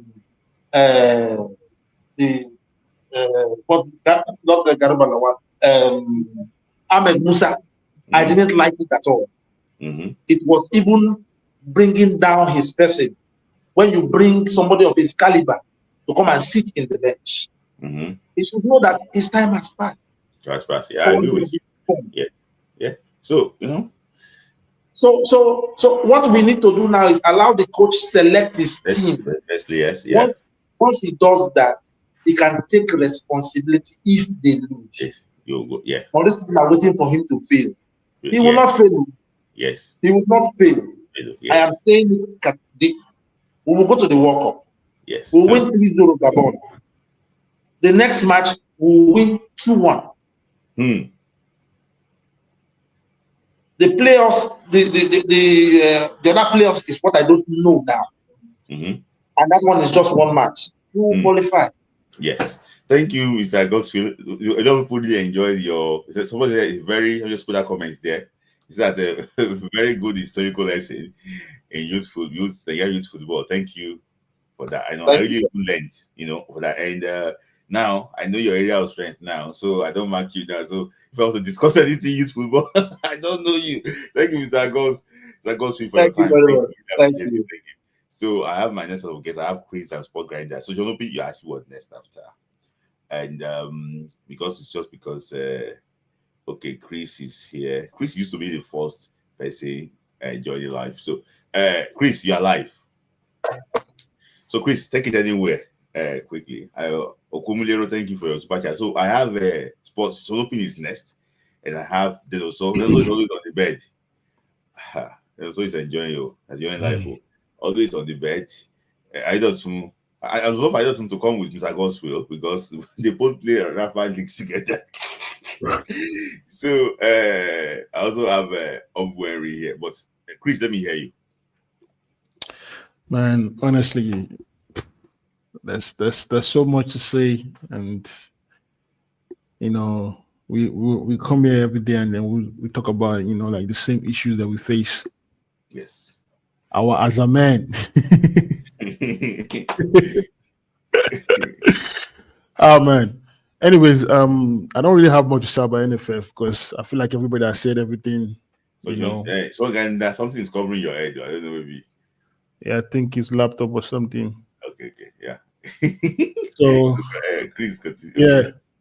So about NFF, I mean, I think I've said everything in regards to them. I don't think there's anything new that I can say about NFF.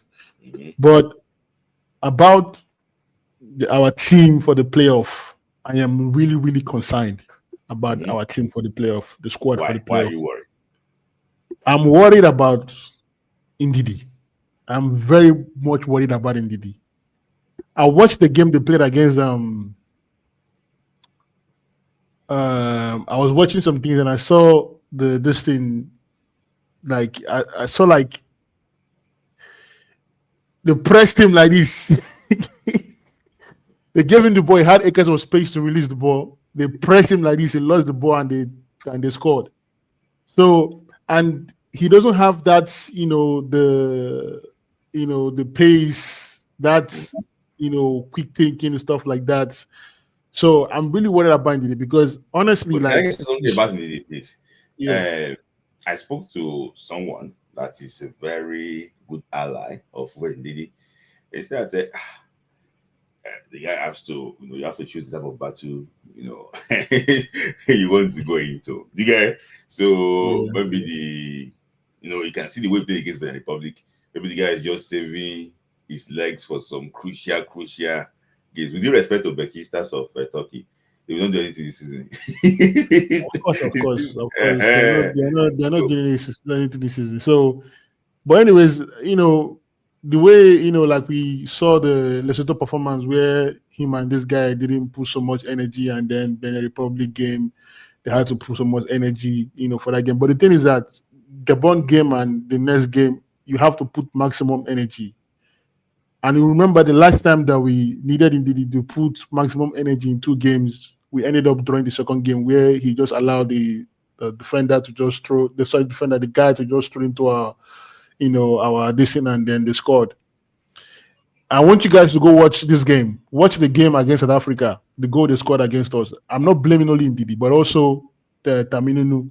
Also that run, like him playing 2 games in that short time like that, and require him and he has to like put in like 100%. He can't do it, man. Like I'm not trying to shit on the guy. Like he's been one of our best midfielders, but I feel like this is the moment for Eric Shell to make a major decision in that midfield. Look, right now we have like midfielders that I feel like are good enough. Like I don't think there's any midfielder we have that's not good enough. I don't think Onyedika is not good enough. I don't think Ebenezer Akisamiro is not good enough. I don't think Kisato Suche is not good. It's not good enough. I don't think who else. I don't think these guys are not good enough. I think it's time for us to trust these guys. Because see, if we play Ndidi, that it will be an Ndidi pivot, and they run them down in that Gabon game, and we lose that game. It's not gonna be something that we can. It's not like, for me, I just feel like this is the time, man. Like this is the time for us to, because there's no way you tell me that, because when I look at that, when I was watching the games that Gabon played during the group stage of the qualifiers, those guys, they got pace. Like their midfield, they got pace. Like they have pace. Yeah. I mean, they have pace and they know how to press. And I'm telling you, man, if those guys don't run down on Ndidi, it's gonna be a long day for us. Like Eric Church should not even try to play that. It will be an Ndidi midfield. I'm telling you, they will run down on us. Like it's gonna be a dark day. Like I'm telling you, you see the game against Gabon. I don't know how, like that game is a game that for me is going to be the toughest game for us in this qualifiers. If we're going to this, that's going to be the game. And I'm seeing people are just playing Gabon. Say it's not Gabon now.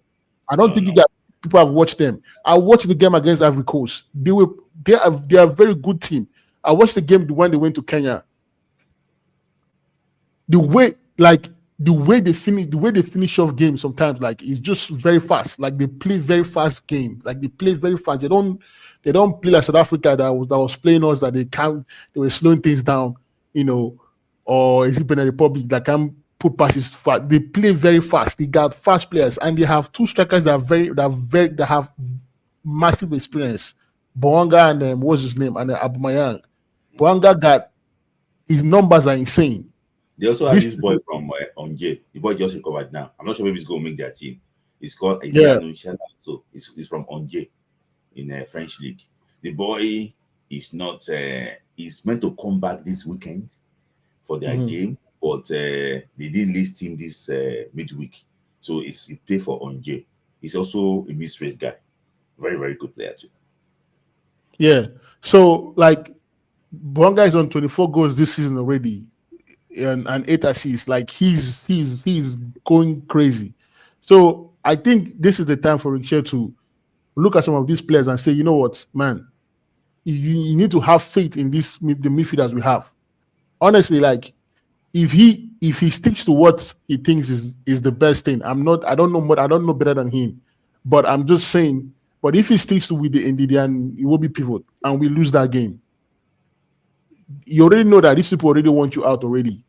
I was watching an interview with him and Odebami, and when Odebami asked him about his bosses, he was hearing something about his contract and everything, and I like the way he didn't say anything about them. He said he can't say anything about his boss, that his boss, everything. But I just feel like this is the time, man. This is the time for him to hit a reset button, like to just build a team, because like we can't rely on Ekong, we can't rely on Ndidi. Like this is the time. Let me tell you something. Let me just answer that question before you wrap it up. For me, I don't think he's a dull guy. I don't think that he can take risk. He took the risk against the Republic because he knew that come on, one, I have to go for this. It's all or nothing. So he did that against the Republic. Against Lesotho, with due respect to Lesotho, they're not meant to give us any problem. But indirectly they went for a low block and things like that. I know that he will adjust himself here. See, two guys can cause us problem in that midfield, but I can't tell you that, Chris, based on say that midfield can run, is because their defense push high to support that midfield. They leave gaps. Yeah, true. I don't lie to you. See, except Gabon want to commit suicide. They cannot play that island against Osimhen. Of course they won't now. See, just what was that? As you go, Gabon don't change that tactic. Morocco tear them 5-1. Go and check that game. This official to Aqua qualifier 5-1. They tore them to pieces because of that useless island. So that is it. See, for me, if I'm Victor Osimhen and I see that Gabon island, I'll be licking my lips. Because Osimhen and Akadams. I'll be licking my brother. That midfield will not function because I've just asked Kevin Bassett, just launch the ball, launch arm. Let me chase. She will bypass the midfield. Now, when it was tackling for Leicester City, when they went to play against Man City, nobody did. Kadena bypassed him. That boy you go see, you go mark. Of course now. So please, finally, before I go to Spaghetti, okay. So finally, I'm very glad to see Lukman is back, and Lukman scored recently, and I watched that game, and he's getting his rhythm back. Like I saw I was like, okay, this is my Lukman, left-footed strike with anger. So I'm happy because the last international break, he wasn't that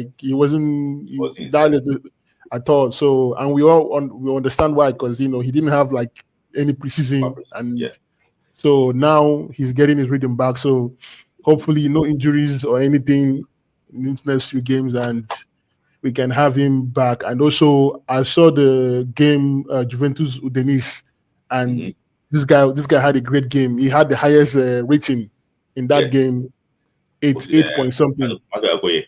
Yeah, 8.2. had made like 5 saves in the box. Yes. Very good performance. So that also will put Mr.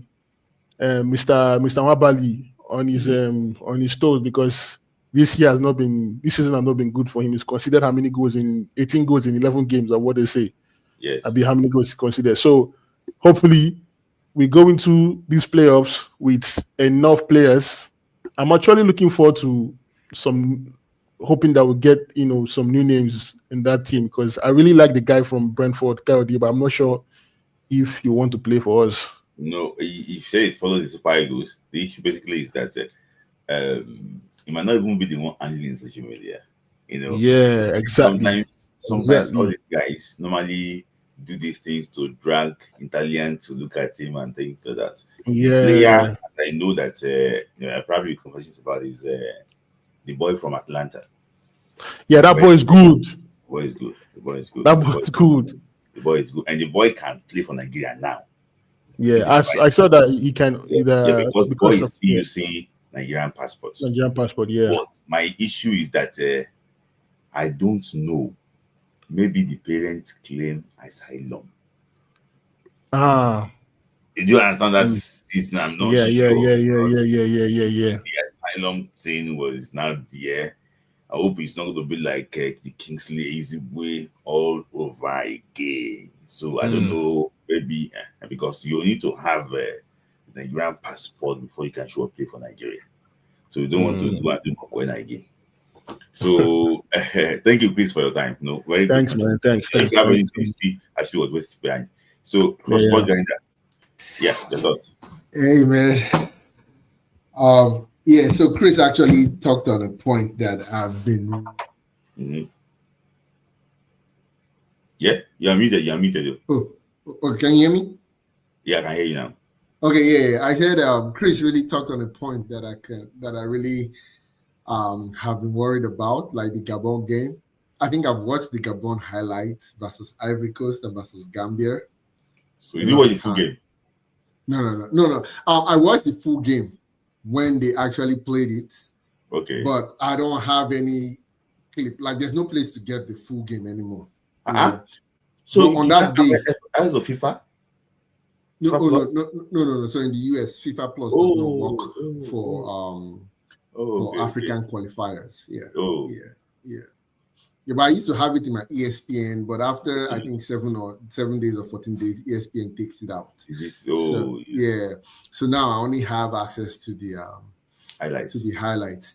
If you go watch that Ivory Coast Gabon game, Gabon got chances, but the very two first chances, like, they just put Pepe through on goal. Like, if you play a ball over Gabon, it's like the Red Sea parts. Yes. It's just straight this thing. But yes, I agree. They can press you from if they're in your half. They know how to press you very well. But to kill Gabon, and Morocco did that, is just play the ball over them. They can't run. Yes. They can't run. That their center back is. They will score. So they're going to score us. But we may run riot, especially if there's VAR. If you look at the first chance, if you go look for the highlights, the very first chance that Pepe got, they actually cleared the guy. It was a penalty. They tried that in VAR. VAR will give it, Yes. But because there was no VAR, they let it go. They even gave a yellow card. Oh, yeah. They even gave him yellow card for diving, but that was an actual foul. The guy held his shirt and pulled him because he don't come out the guy. But the second chance, just one ball over, and it was not even close to their post. The goalkeeper was running out. Ahmad beat him, but he was lucky. The defender got the ball. So there are many ways to skin Gabon alive, especially with the kind of people we have. But Ivory Coast have a good base that know how to give passes. The guy for Nottingham Forest can give pass. Yeah, Sangare. The other guy, the bald guy that plays in Rennes or so, former Lens player that went to Saudi and came back to France. The one that scored the first goal in AFCON. Fofana. Yeah, that guy can pass too. Kessie can pass. Only Iwobi can do this. I don't trust this up ball at all. I don't trust this up ball to be accurate and precise. That's where Morocco and Ivory Coast gave Gabon problem. If you can pass, yeah, you're gonna skin Gabon alive from the back. Yeah. But to other things, NFF, I don't even want to talk about NFF. It's just like whenever they decide to get their things done, you know, I'm hearing that there's protests. You're talking of people want to protest, but I'm already reading of counter protests. Yes. Yes, there's going to be protests. Nigeria is not a real place, man. Like, there's nonsense going on. These are the youth to come together and say, this is our chance to make these guys clean shop. But you see, they're errand boys already talking of how these guys are doing well. I want to counter protest, man. It's narrative. You know that one person came online that they want to witch hunt Ibrahim Kuso. Yeah. They want to witch hunt. That is Amaju Pinnick people that are actually behind of that protest, which Amaju Pinnick is not even involved in it. But that's Gustav's boy. You just want to paint some people so that they can be division. That can be counter. It is, you know how politics works. That's just that. Some people are hired protesters in Abuja. That's what they do as job. They give them maybe 2,000 naira per day. Carry placards. That is it. So if they ask them that, what are they even protesting for? They don't even know it. They don't even know. Like there was one I was watching political stuff. They asked the person, they just say make we come here. Like they don't even know. They don't know. I don't know it. So it's the similar thing that we will probably see on the 17th. 17th is like after this thing, because what they are talking about is legit. There's this Save Ghana football that they did. It helped Ghana when Ghana fails to qualify. When Ghana crashed out in the group stage and failed to qualify for the next AFCON, they didn't save this thing. There are some things that they put in place. Now Ghana, they are trying to get their feet back. With due respect, Ghana is like on a better place than Nigeria now, because the other qualified at the first. So there's a lot of things going on there. So, in my opinion, I just think that we are not serious. We're not serious. We're not serious. And look at coaches. Yeah, the other guy is a historian guy. I like that, but I don't agree with him that there's no problem if everybody pass. No, not everybody is set to pass. This is somebody is natural. Even if I have a class of 10 people, even if I have a class of 3 people, one will fail. It's like I'm going to put the standard and put the percentile, and then 2 will pass and 1 will drop below the bar. So there's no like that whole passing. That's why if you look at all these body exams, SAT, back all those exams you write back then. There was a time they took them away from Nigeria because of our mago. It's like they brought them back. So we need to start getting our acts right. But the less talk about Nigerian football, the better. Like I don't even know how it's going to change. Go ahead. I'm listening to you. I want to ramp it up first. But back to the Gabon game. I hope the NFF knows that the first game is on Thursday. It's not our usual Friday we always play. No, they can't open on Thursday. They can't open on the 9th. On the 9th? Yes. When is the 9th? Is that Sunday? Sunday. But our boys, they like to come in Tuesday. Alassane Yusuf will come on Thursday or Wednesday. So I don't think he will be invited. Who's going to be called? I know. I think our midfielders are not. I think the boy is just back. Made the professional list. I'm not sure if he's going to make the final cuts. I hope he calls 25 players. I think Eritrea wanted 25 players. So it's Morocco. It's easy accessible. Yeah. So to this thing, so the camp is going to be in Morocco straight away. So what I'm just begging them, I'm begging them again, is that please, there should be an advance party to Morocco. Yes. So that we don't go there and start scrambling for this thing and this thing and book their tickets quickly, because some of these people, it's not as if, I don't want to mention what I know. You just book tickets. They will not pay for it, I just want to say, The criminality is just too much everywhere. They want to, even ticket money you want to get from it. Like if you've eaten stadium money, is that not enough? You're getting from coach. Now you want to eat ticket money for play. Come on now. I want to ask you 2 questions. Ebenezer Akinsomiro's invitation, do you think is justified? People have argued that it's not mature enough. And secondly, what impact do you think VAR will have on us? Is it a pro for us, or do you just be scared? Talk about Akinsomiro first. So Akinsomiro, normally, in a normal world, because of where he plays for his club, I wouldn't have called him. But if you look at how we are dry in the position he's coming for, or our players are struggling, then he end the call-up. It's just like Okoye's call-up. Mm-hmm. It wasn't justified, but we needed bodies at the time Okoye even was called. Yeah, even Fredericks. So Okoye, if Onyeka was playing, Onyedika is balling, and Fisayo Dele Bashir is playing, I don't think we would have needed Ebenezer at this time. Yeah, I would have preferred he comes during a friendly rather than a pressure cooker game, like against Gabon. Yeah. But I believe he can handle it. It's not easy to go to the Maradona Stadium. The people he plays against is another thing that you'd be like, okay, maybe he's ready. He went to Naples, the Maradona Stadium that is very hostile. He did well. He went to San Siro. He went to San Siro and gave an assist there. Yeah, even though it was not clean assist though, but he shall give assist. Plays well, takes shots, so I would say he can handle the pressure. Man, he's not playing, he's playing against Kanga of Turkey. Against, it's not like he's going to be playing against. Well, Kanga is very dangerous. The way the I went to be watching that guy in Turkey, man.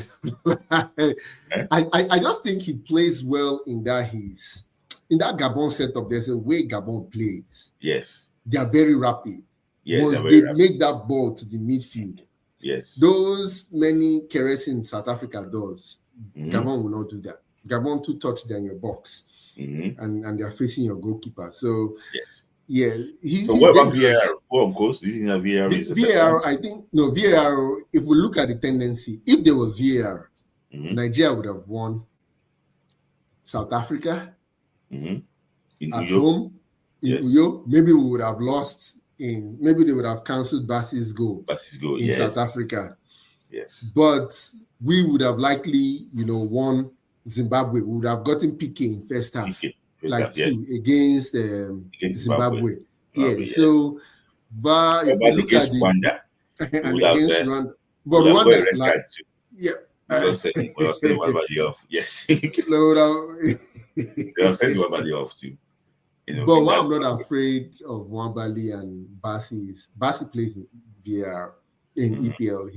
I've not really seen a call against Bassi with VAR in EPL. Okay. I think there was one that he pushed the defender. He climbed on the defender. Remember that? The corner kick. But that's one out of many. In AFCON, he was very good.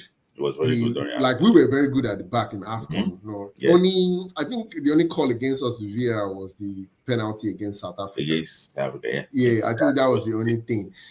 So we normally benefit from VAR when it comes to all these penalties. They don't give it against us. The only thing they cancel is our goal, like offside and all these things. So I believe it will work for us very well. Just tell Wambali to calm down, act like the AFCON goalkeeper and not do too much gra-gra. And we should be good. No, thank you for your time. Thank you for contributing. I actually would appreciate that. That is sport grinder as usual. So I have 2 people actually what I have. So maybe I'm going to end up with ongoing increase. So I don't think, I have Aydotun and Sean Opie. Sorry, to be Sean Opie for first. So Sean Opie. They call you police. I don't know whether you're not a police officer. That's step money, Kavi. I don't know what it means. I don't know what it means, but so take it from anywhere. Saludos to Hello. Shalobi, thanks, brother. Yeah. Okay, so first of all, let me talk about our CAF. The CAF comes to train coaches in Africa. So is it like a 1 or 2? Is it like a 3-day coaching course? No, it's not. It's like I think it's a continuous thing. They come to do some certain modules. Because Yeah, because basically, so when they say they train, so it's just like you attend a LinkedIn training or Udemy training, and you say they give you a certificate. Doesn't mean you're certified. You It's know, more like, in yeah, fact, you can turn on the thing and be washing plates, right? yes, And click yes, next, click next, click next, and when you're done, they will just give you, you'll print the certificate and you put it on your LinkedIn profile, yeah. and you say, "Oh, I know how to tie shoe, make shoes as a shoemaker." But that doesn't really mean anything, right? I think the real certification is the board where you're going to read and you're going to sit for an exam, right? And Mm-hmm. you're going to pass because Mm-hmm. those exams will take you through theories, practical, scenario based, right? Situation based to make sure you understand Yes, tactics, you understand handling conflict on the game, players fighting, all those things, right? That's certification. So that's why I wanted to make sure because it's just saying they're coming to train them doesn't really make much sense unless okay, I'm missing the context, right? yeah. So So, but anybody I can think anybody can come and sit down. People, have you seen people like in the midst of training taking phone calls and walking out? I yes, know, but you know, you see what I'm saying, right? I mean, so I need to get more context in the fact that they are being trained. What does being trained mean? You know, when they yes, say, "Oh, somebody got his UEFA license, A or B or whatever," right? You know that he had to read. You know, mm-hmm. you have to read, you have to go, you have to take exams, real exams. Yes, So the fact that they say they are passing all of them, it makes the whole training thing a little bit very questionable to start with for me. mm-hmm. All right, so that's one thing. Second thing I'm going to talk about is so I think when Eric Shell came, Mm-hmm. you know, with this Malian team that he had, right? They were very midfield centric team. Mm-hmm. They had like midfielders that could hold their own, right? The Yeah, attack wasn't there, but their midfield was solid. You know, when you have people like Bissouma that plays for Tottenham, right? And yes, I think even benched him at the AFCON. Um, they had some solid, like they had some, I'll use the word grounded midfielders, right? yes, yeah, So I'm sure Eric Shell will be thinking, maybe I can do something similar mm-hmm. with this Nigerian team. But we remember when he joined, we told you that we were talking about it that can he model this? Can he do the same thing? Can he Yes, play the same style that yes. he played with Mali, with Nigeria? But we can William, see that it's not the case. it's It's not the not the case. case. He has to improvise. He has to Yes. improvise. So I think for me, over time, I want to see him build his own team. And it's going to take time. That Mm-hmm. means they have to give him time to build his own team. They have to give him, and he also has to find the right talent, right, to Mm-hmm. build around, right. On the surface, if you scan just by your the way we watch Premier Leagues, Bundesliga, all these major leagues, we don't really have. Let's Mm-hmm. call it what it is. But and that's the job of the coach, bringing, making diamond in the rough, right? Mm-hmm. Diamonds. That's part of the job of the coach, Mm-hmm. making an underground king, a Mm-hmm. king, right? Mm-hmm. So we might not see the shining objects right now, right? We might not see the shining object, but part of the job of a coach too is to discover. Mm-hmm. Like look at Frederick, for example. Frederick, even though he's still coming up, right? But he has shown us that he has the potential to go to the next level, right? Mm-hmm. Being put into top games and holding his own, you know, is very impressive. So Eric Shell must continue because we can't just keep relying on what we currently have. It's not sustainable in the But long term. sorry, I just want to against you slightly. I want to ask you a question. You said that Yes. the coach you improvise, look for a diamond in the rock and everything. Mm-hmm. You see, a national team coach Yeah. only have 2 or 3 training sessions to the team. Mm-hmm. And do you think this man we got the time to do that? I think that the technical committee or technical director of the NFF, that's part of their job. They are the ones that need to look out for players recommend that, okay, oh, this is our system. This player, can you look at the player? Because all these things, Freddy's came by accident. I knew how Freddy's came. I don't want to go into the details. But it came by accident. It's not. It's because Freddy did so well. And then that's why he got this move to Denda, and Leipzig are looking for him now. It's because of he performed well there. So for me, I think that I want to go and watch from Slovenia. How will I go and get a player from Slovenia? There's no data to even back the player up. How would I even know? So probably part of the player moved from Nigeria. Technical committee will know that, okay, the player left, we know the potential already, is now Slovenia, monitoring. So I think the coach, I think it's too much for the coach. What do you think? Let me. I think I tend to see this a little bit differently though. So remember, the first thing I said is the coach needs time. So I'm not expecting this to happen in a game against Gabon or a game, hopefully we qualify, and a game against Cameroon or Congo. Hopefully we qualify, and against the game against maybe between AFCON and the March, maybe you could find people. But one thing I would say is this: time is of the essence. So the coach needs time. All these things needs time. The other thing I would say is there are two types of reality. Okay, there's a reality and there's Nigerian reality. So any coach, right, that comes to take on that job must embrace the complexity of working with the Nigerian system. I don't know if you've heard of Sam Soje. He said they belong to a technical committee. They never met. They never met.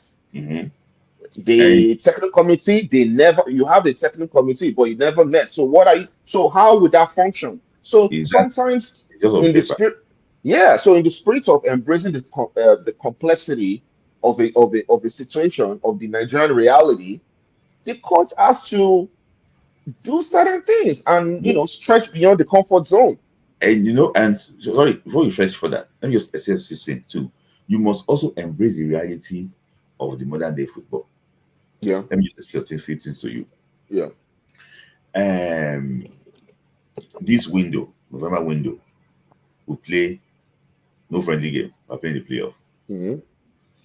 Hopefully, we perform well. The next window will be in March. It's going to be playoff again. You cannot really test players. After that window is the World Cup. After World Cup, the AFCON qualifiers for 2007 in Kenya, Tanzania start in September. So now they want to merge September and October window together. I don't know how they want to do that. So that window, you're going to be playing like 4 or 3 games. You can't really work to bring player. So this is where it comes into play that we need to have a structure. That's why I say that sometimes the coach might stress. If Super Eagles is playing, why can't under 23 have a friendly game? Why can't you bring player from under 23 to come? See, let me tell you something. This current Super Eagles, this thing, there's a player that Eric Sher says the boy should go and play under 20 first. He said, but the power that we did not did not allow. I'm just saying that because each is trying to create something. I'm not trying to defend you because people are talking about misposed persons. No. I don't see that way. No. This boy might not get enough playing time now with me. Let this boy go and stretch his leg with the under 20. Then let me see exactly how the boy perform. I bring the boy in. Because he's not playing a risk-free game. He's playing a competitive game.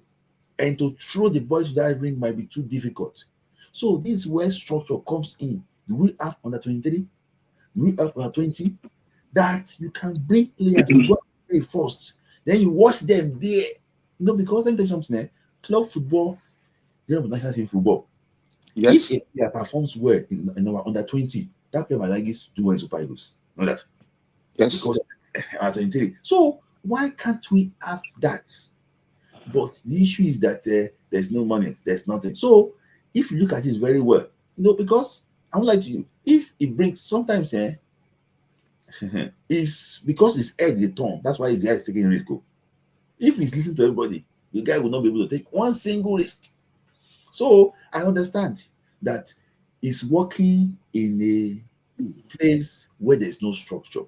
You need to be able to improvise. But sometimes the pressure might just be too much on him that the ultimate might just consume him.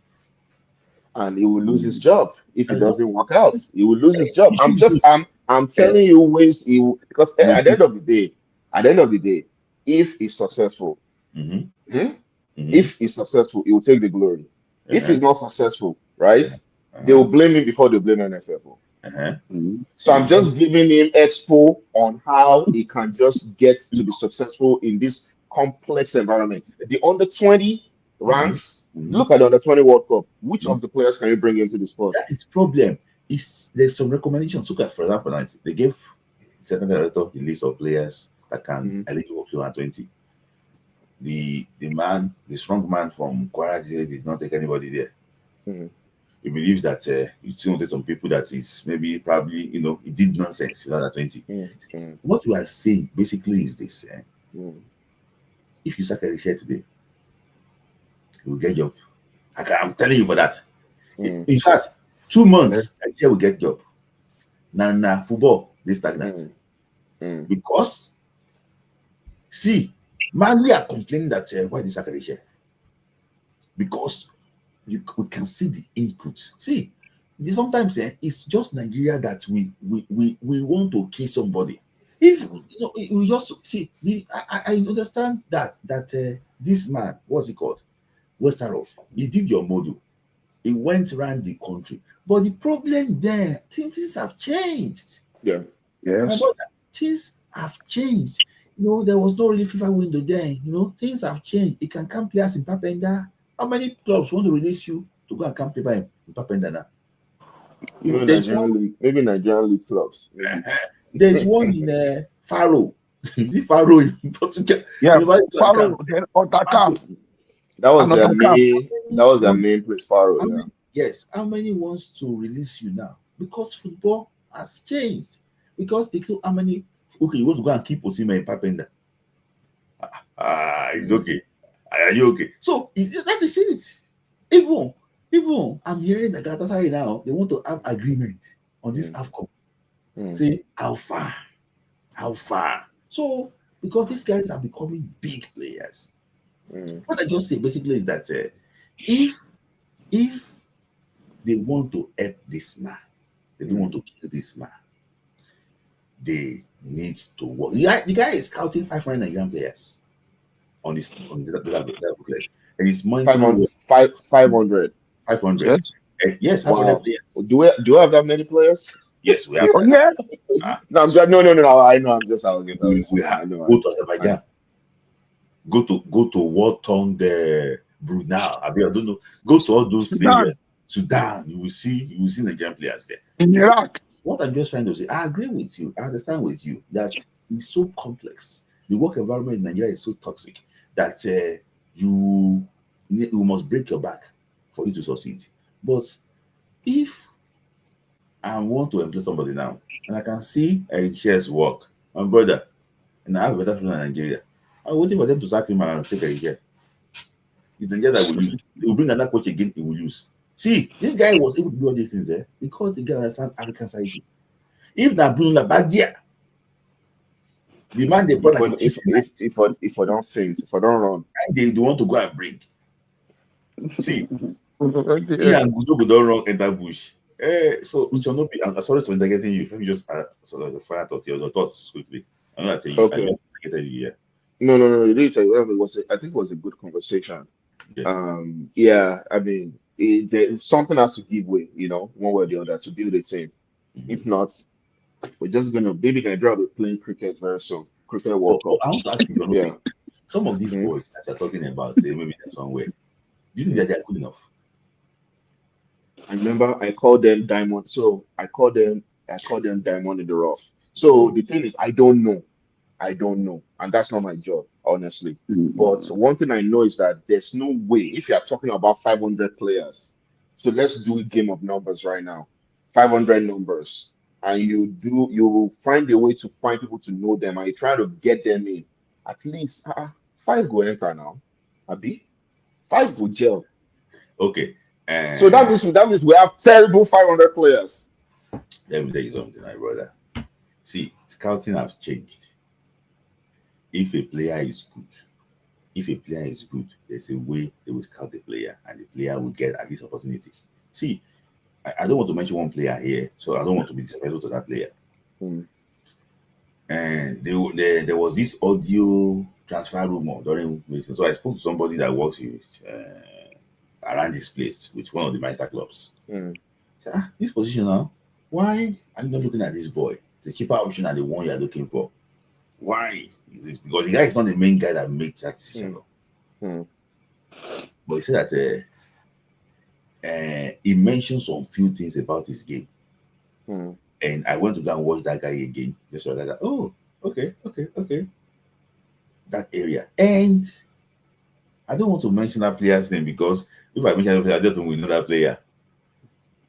And in that same club, where it was, say, oh, it was our best thing after sliced bread, they came to pick his partner. I don't think we know that player. I don't say so. They came to pick his partner ahead of him.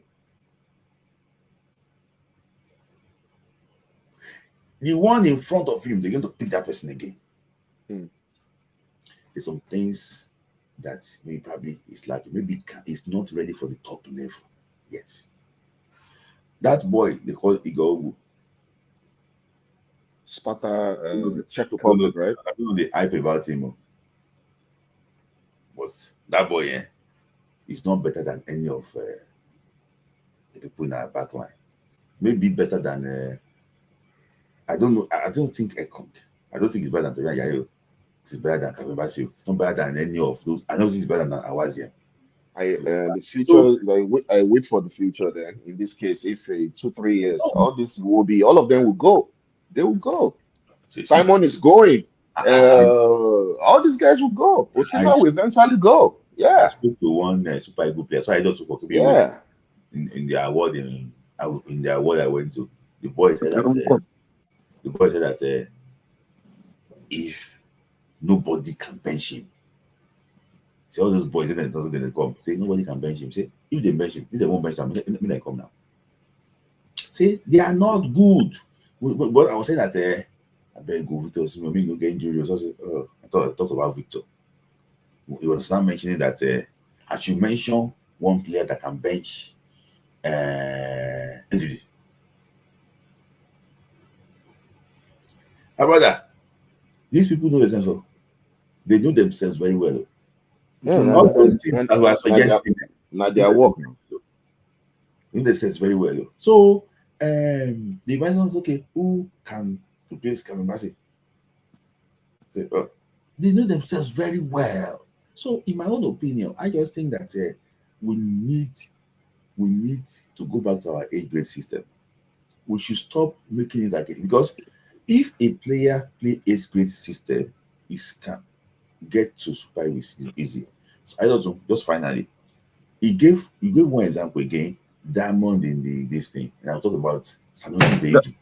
Diamond in the rough. Diamond in the rough, and underground king. Yes, Sanusi Zaidu. He left Nigeria as a rice farmer. Went to Portugal to find this thing. Before you know it, he got to Porto. Porto scouted him. If you are that good, if you are that good, see, lots of boys that business, they will scout you. They will get you, except there's something that you are not good enough. So that is it. So most of those players you see, there's something with them. They cannot compete at this. Maybe the psyche is not there, the this thing is not there, and everything is not there. Maybe. See, if I go to the story of a Nigerian player, I would not leave this place, because I also will know the story of a boy that they took to Belgium. They told him that this guy is a bad guy, you don't mingle with him. I just sorry that. Don't mingle with him. We want him to leave so that you can come to this team. We want to have a fresh start. What happened? They told him not to begin with him. They went to nightclub that night. So, so already the club got rid of him. So you see, all these players, sometimes they might be good, but they don't have the psyche to succeed at the modern game.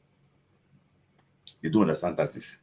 Long term is the long term solution is going back to grassroots football. It's my brother, now.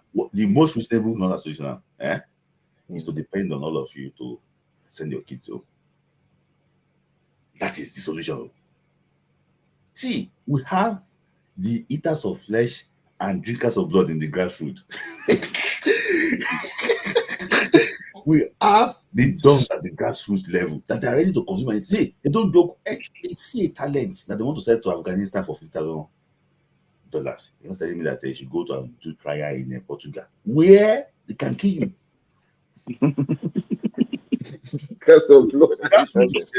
It's crazy. I just let me hear from you quickly. Yeah. Thank you very much. Let me take it from where you start. Don't go here to Sonopi here. I think I agree with Ochonope on the way we use the word diamond in the rough. I was coming.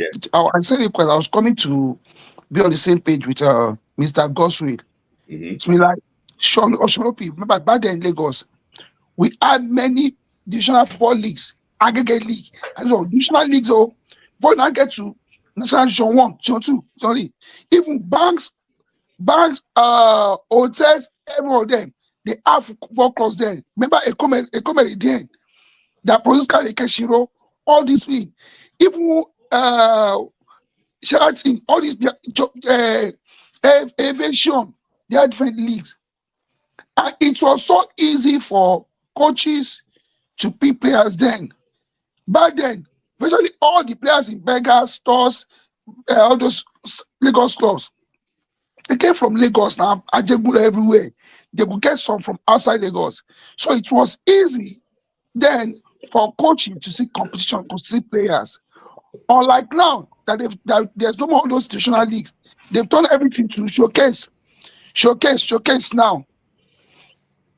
It's me like, I don't know, maybe one day you can have a program where you can go, where you can reminisce on like a nostalgic moments of our grassroots football. They know what they play grass football that we used to grass football. We can come and talk. That is the genesis of our problems.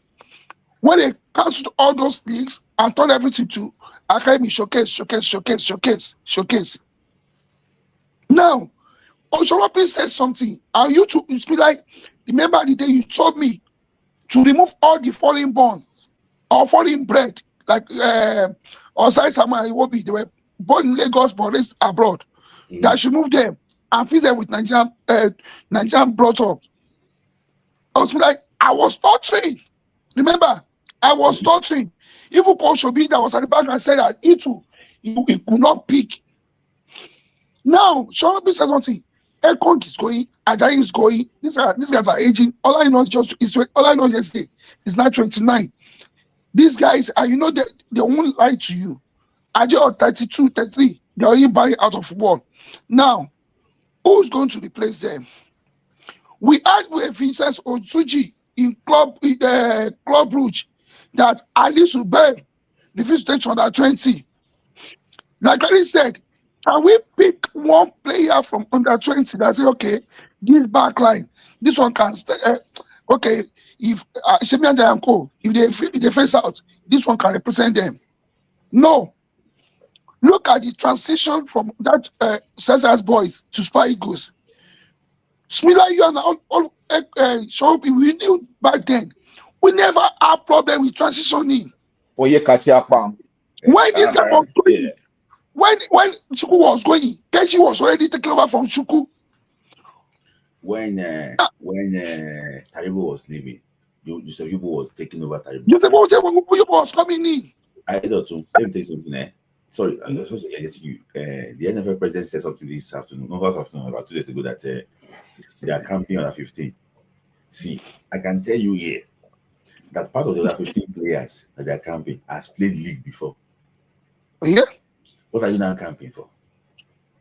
You have played league before. I thought you know this player. He transferred from league to academy. You know the. They love see, them. See, sometimes you see, what I hate is that we like to cover lies. They may say, "Oh, I want players to go to Super Eagles," but the Daniel Bamayi we're talking about has been playing under 20, repeating under 20 for so long. If he's that good, should at least be down that level. If he's that good, he'll be at that level. The only player that Aguero repeated at 70 under 20, I understand that. He was good. But he was already in Atletico Madrid. He was good. I hopes. So my issue is just that we lie to ourselves and we are happy. The greatest problem that can happen to a man, a human being in his life, is to lie to yourself and still be happy. How can you fail to tell yourself the truth? See, there's nobody that can cop a cheat in Nigeria. I say it there. So it's high time we have to accept it. Nobody. What I'm just saying is this. If a player can give us 10 years, it's okay now. It's not as if you come and you give us 3 years, 4 years. People mention a particular left back or so and see. But the left back gave you from 2004 to almost 2010, 6 years. So people complain about this is one particular player. He made his debut in 1993. He ended in 2010. The one that played for Ajax. He's too this, he's too this. So we're just saying that he's too old, but just give us our level. We don't. I don't their father, but spend time with national team. That's what I'm talking about. That's what I'm talking about. We cannot cop this thing. We cannot ask for 15 years. It's going to be too much. Give us 10, solid 10. Then we can go. But the problem is this: nobody can cop it. It's just for us to minimize it. And we want to be sincere to ourselves. If except you go and pick you on the street, I beg, who is your father? At just any age, just ask them, who is their father? Okay, you play Channels Kids Cup. How old were you then?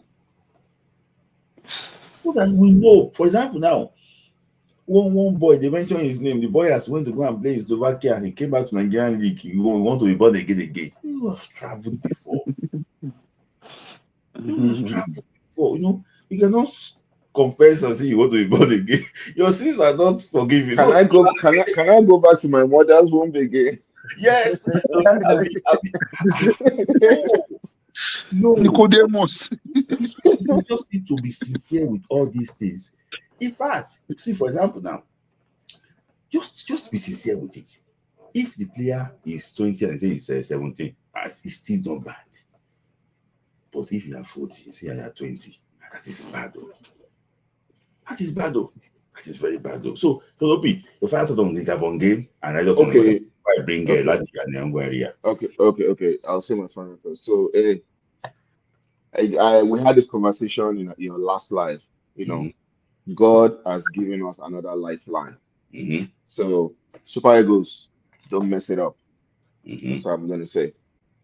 I'm not going to say more than that. You've gotten another lifeline. You don't really deserve to be here, but you are still here in this situation. You're still in this qualification. So make the most of it. And lastly, Osimhen must be healthy. We need that boy. We need him. I hope he doesn't get. I mean, God forbid, but we need him. We need him. Will you invite that game? I Sport Grinder said something earlier, right? And I kind of agree with him. I think I've not seen too much to be convinced. He made an assist. I mean, it's okay. He's a young guy. I don't think we need him for this kind of game.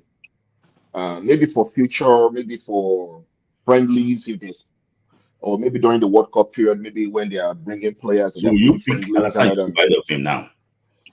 Is Fisayo LV? Yeah, he started training too. He started training. I mean, we might not even need Alassane if Fisayo and some of these guys. Is Onyedika back? Yes. He started training. Started training. Okay. So if those guys are back, I don't even think we need Alassane Yusuf. Okay. Fisayo, yeah. But Yeah. if they are not back, then I think I'll still go with Alassane. He's part of the team. He's integrated into the team. I think this is not the time to start doing Restaurant, yeah. experiments. Yeah. I don't think this is the right time for that. I think the guy should just keep playing, get better, get better. Your time will come. I don't think you're there yet. I'm sorry, it's not there yet. He needs to keep playing. He needs to give me those convictions that okay, I'm ready to play for the Super Eagles. It's not there yet. He needs to do more, in my own opinion. Yeah. Yes. So, thank you, Jonathan. So before I go, because you did not like Pacero when he was running out national team, but you openly said it. So it's not. You didn't like his approach to games. You believe that it cost us that AFCON final. Yes. Out of I will say that. I will say that anyway. anyway. Yes. So Yeah. now this is a competition now. Mm-hmm. You lose, you are going home. Will you do you think that he should do the Pacero style? I don't go mind Pacero style this time around. Score one goal, close shop. Close shop straight. Close shop. I don't go mind. This one I don't mind because it's not a matter of you're gonna play the next game. If you win, you die or you leave. You get in the Yes, car. If is either you die, you live alive or they drag. Oh sorry. Oh sorry. Is either you live alive or they drag your body out the hair. So now I don't go mind. I don't go mind Pascal style. I won't lie about that one. Play no block. We have attackers. We have attackers that will run. Those guys score goal, close shop, man. Go to the next game. First attack is part of fight. First attack is part of fight. So I punch you, I run away. Yeah, so since now, I know I disappointed you with my answer, but I think I want to qualify. I don't care. And he mentioned something like it's competition that you have to live to fight another day. Like I tell you, that realize that these Eagles might not do business if you leave them. If I'm like you, just go and watch the last 20 minutes of the Lesotho game. You know that they cannot trust these people against Aubameyang. Honestly, just need to close shop because what was following Waba that day was really following him. He was bent on us losing that game. So thank you, Jalobi, for your time. No problem. No problem. Hey. All right, I think I will follow Opi's style. I remember, I like to go back to the past. Remember back then, if Cameroon scores you once, bam, shop close. Use that Pacero Mourinho style. When you score, block everywhere. Yes. Hence, I want all our defenders to come to the party. And also, the coach should please invite a lot of defenders. That if we score, even if you can bring in Onyeka, everybody, close shop. Yeah. Leave only two players. You could be Lukman and Osime. Leave out front. Everybody close shop. Yeah. Let us play ugly football and win than to play beautiful football and lose. That's what we should do. Yeah. See, like I've been saying, I want us to qualify, but any outcome of that match, I will keep respecting Eric Chen because I said he took a perilous job at a very delicate time. Perilous job at a very delicate time. I was able to give us a lifeline. So, and I want the players to please come to the party. NFL should support him too. I want them to come to the party. And because some of them, they don't go to qualify for this World Cup. Yes. They might not go to World Cup again. Or some might never play World Cup again. Yes. They might not play World Cup again. So they should give all their best to qualify. And I'm saying it. Thank God this boy is getting his mojo back. Okoye. I watch Okoye. And Lukman, Okoye, I watched the match against Juventus. I told you, he's still behind. In fact, he's still behind Juventus. that the commentator was saying, why was his name mentioned as one of the man of the match? So I pray it gives all this momentum. Yes. If he's going to bench Nwabali, let bench Nwabali. Yeah, Because this one, I agree. we can't joke with this one. Yes. We can't joke with this one. Thank you. Thank you. Yeah. Thank you. That's just a very brilliant contribution too. Thank you. So this commented that Keshi was 19 years old when he best Shuku. And after Shuku messed up in the World Cup qualifier in 81, we never had problems with session block. I agree with you. There was no problem then. But now, when you were left, handed over to Omeru, but the Omeru leaves Super Eagles. I don't even know about that. I don't know who he handed over to, but maybe to Ekong. I don't know. There's no really system plans in that. So I have two people actually waiting, Ombweri and Ladi. Ladi's coming in night. He used to come early. So yeah, Ombweri I've been waiting since he wants to come later. But Ombweri, I know that you have a lot of things to say, but yeah, let me hear from you. Ombweri. Oh, okay. I greet everybody. Yes. Right. How I wish, let me start with this premise that Coach Eric will bring Kisomiro ahead of Onyedika. I'm coming. All of us, we have brain. Everybody have brain, right? But not everybody have eyes to see. And the problem again is animals have. Hold on. I was like, see, this brother K is a very good football person. You know, Keshi was captain of R20 there when he was brought in. So well done. You remember? Yeah. Now, when you look at animals, they have nose to smell.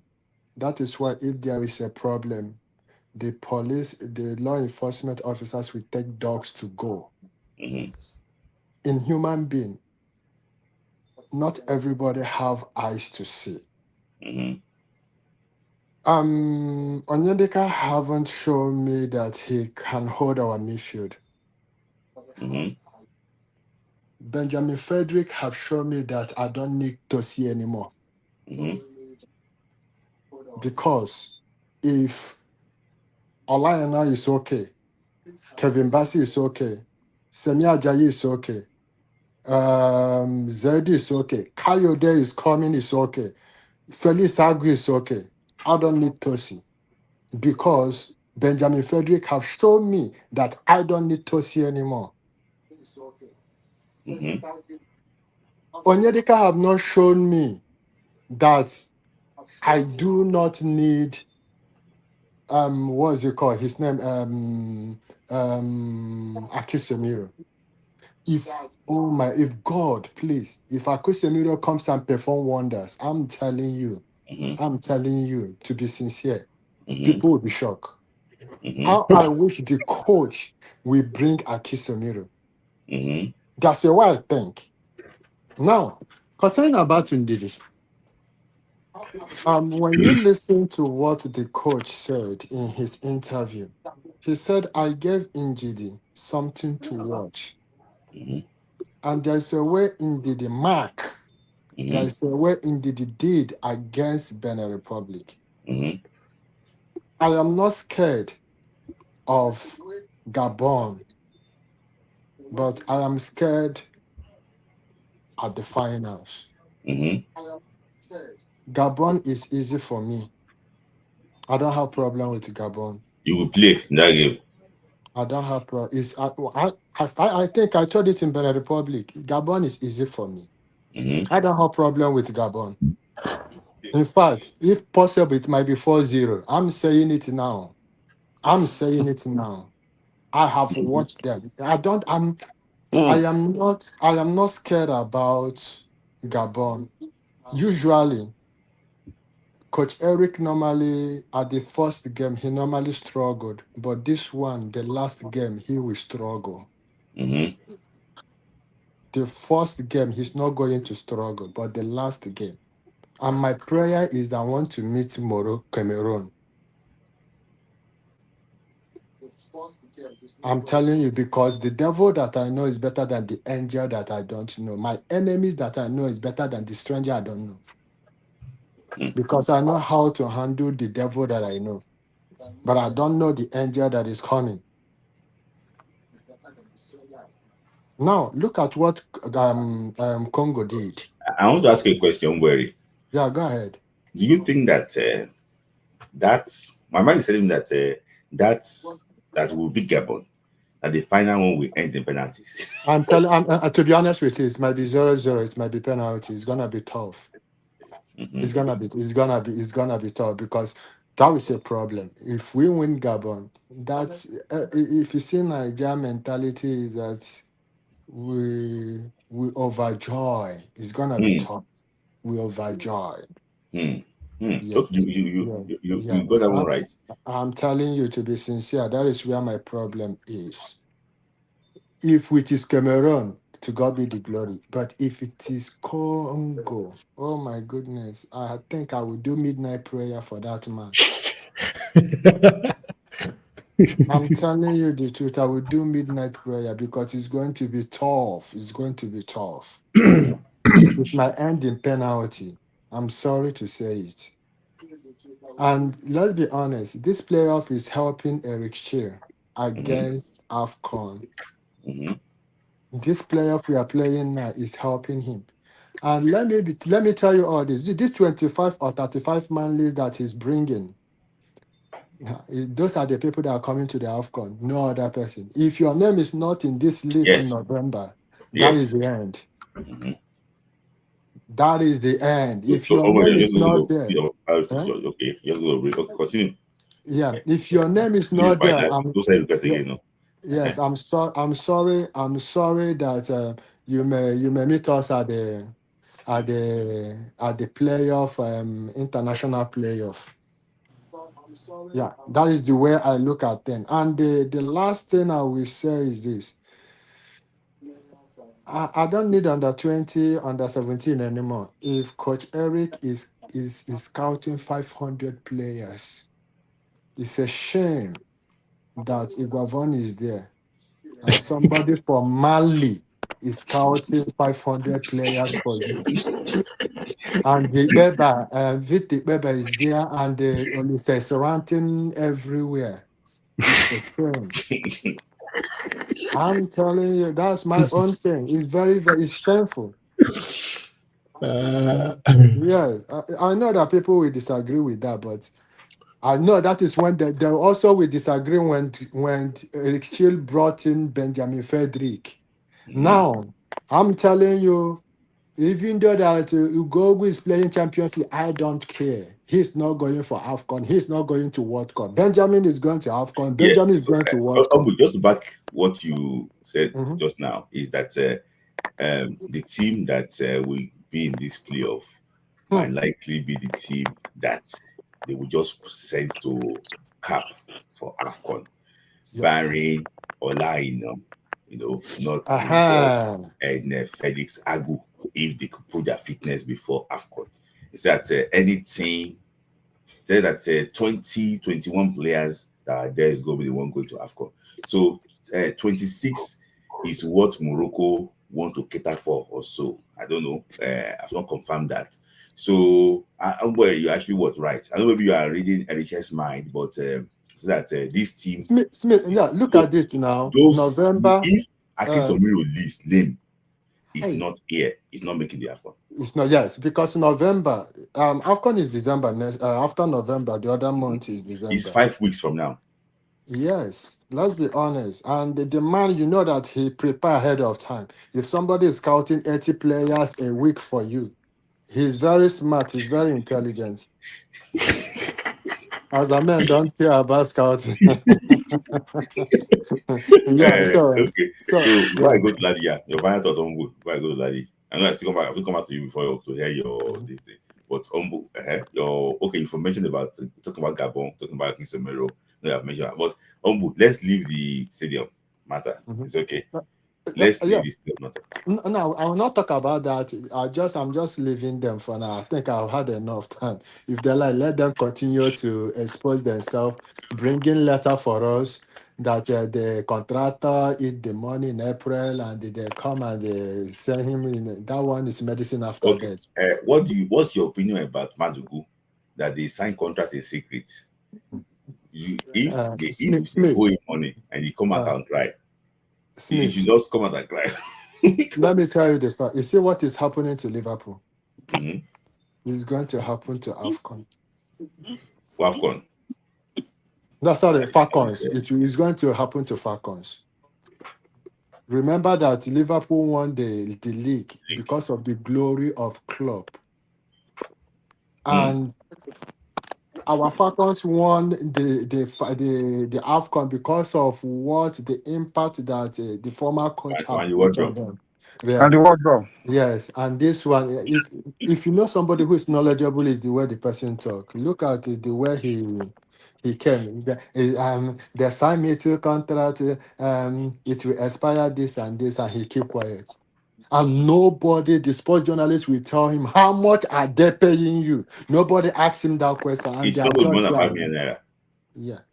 That if you like, if you cry, I will even if he cry, if I see how he's crying, I will even support what's it called, the NFF. Yes, you guys did well because you supposed to, when you see something, you say something. When they give you the contract, you tell the public how much they are paying, but you are covering it up. They will expose him. I'm just waiting for the time they are going to expose Yeah. him. So thank you, boy. Yeah. So, Daddy, your thoughts? Yeah. Good evening, everybody. Yes. So Good evening. I'll start with the league, the Nigerian league. Kind of this mess through Nigerian league because if, say, for instance, now we build our league to a proper standard, and how do we build it to proper standard? I think it's step by step. For instance, now I see no reason why we should have 20 teams in Nigerian league, and We cannot see you, Daddy. I can't hear you. We can't see you. Ah, I can't hear you. The take life for UK. Oh, uh, We can't see you. As let a me man, rejoin. As a man that as off a light. man, I didn't meet you. As a Maybe man, I rejoin. didn't meet you. Daddy, you can actually what? You can rejoin. You can rejoin. We can't see you. But let me hear from Kola first because Kola is the first person. Kola is joining for the first time here. So before I go to Chris and I also wait for the final thoughts. So Chris, sorry, Ladi, please can you rejoin so I can enjoy you very well. So please join back, Ladi. Kola, your thoughts. Oh, good evening, everyone. What I have to say is, what I have to say is that, in time of the midfield, my whole concern is just the midfield. But I want to ask: is it possible to use uh, Oyenka, Raphael, and Akisumiru together? Onyeka, Raphael. Oh yeah, Oyedika. I've played together before. You won't risk it. No, fine. No, they don't have to risk it. But I'm just trying to look It's from possible. another It's angle possible. It's possible. because this guy has the technique, has everything, have the skills. Raphael Yedika, he can play in midfield. If only we can see someone like Oyenka that is very rugged, so you can use the ruggedity at the midfield, like just mark, just do the dirty job, and let Raphael and Akisemiru do the flow of the pass, the But no, like attacking it to again. control the midfield, to control the midfield. So in time of this guy, what is it called? Tosin. I don't think we need Tosin anymore. Adarabioyo, we don't need him. So let him stay. He now force Let himself him. on yours now. Yes, no, yes, we don't need him. So I don't see no reason why we should be begging him. I don't know. Maybe, and I have this guy. I don't know. Maybe he told me. Look more. He doesn't release ball on time. Look more doesn't release ball on time, and sometimes I don't think the maybe the partnership with Osimhen with and this guy Lookman really synchronize very well. Sometimes there are places where Lookman are supposed to release ball on time to Osimhen. He will hold on to the ball. Fine, I know you want to score, but sometimes I think the coach still need to talk to him. We are playing as a team. Forget your individual aim I that agree. goal that you want to achieve. So let's work as a team and make this thing achieve this thing. So look more need to be talked to in that area, in that aspect. And one more thing, I don't know, maybe people will believe me. I don't think Madueke is ready for the national team. Forget Maduka. he performed wonders. Maduka, fine, he performed wonders at the club. But at the national team, it doesn't give that 100% the best. So to me, I don't think It's what they give you he's 100%. ready for the national team. It's what they give you No, see, 100%. for in one body, see, this is it. One body is not giving the 100%, but when it comes to the national team, fine, he deliver. Forget that he has this. He sometimes can be mentally derail someone. He can hard as a mentally derail someone. But when it comes to the national team, is you know that okay, this guy is ready for the national team. That is what I see. And if you remember, I don't know, maybe you noticed from this coach interview with Shegun Odegbami, he said something. He said even though some NFF officials are trying to bring in their own player, but he told them that let the guy come, prove himself. If he's ready, you put in the guy. Yeah. And So they are I won't trying like to come into the battle also. yeah. The one thing, let me just praise the coach small. One thing I also like about the coach is that if you are bringing a player to the coach, is he better than Victor Osimhen? You know, he will ask you, can you compete with Victor Osimhen? Is he better than Kamembasi? If you cannot compete, you know, and if you choose this Nigerian agent that one of the pro, if you are beating NFF up, also try and like beat the agents up too. And they will not be happy with what I'm saying now. You know, when Mhm. there was a day like I was one story. So when he landed at the Murtala Mohammed airport, he just saw some people dancing with drum. Ah, is it only him welcoming him? Where The it's agents. one agent that organized them. Oh my goodness. You know, ooh, go to extra mind, all these things, just to get a player to the national team because you want to get that 50K. So for me, I just think that agents too, we're not doing enough. No, it's their business. They are selfish, they're not selfless. So Kola go and do a coaching course.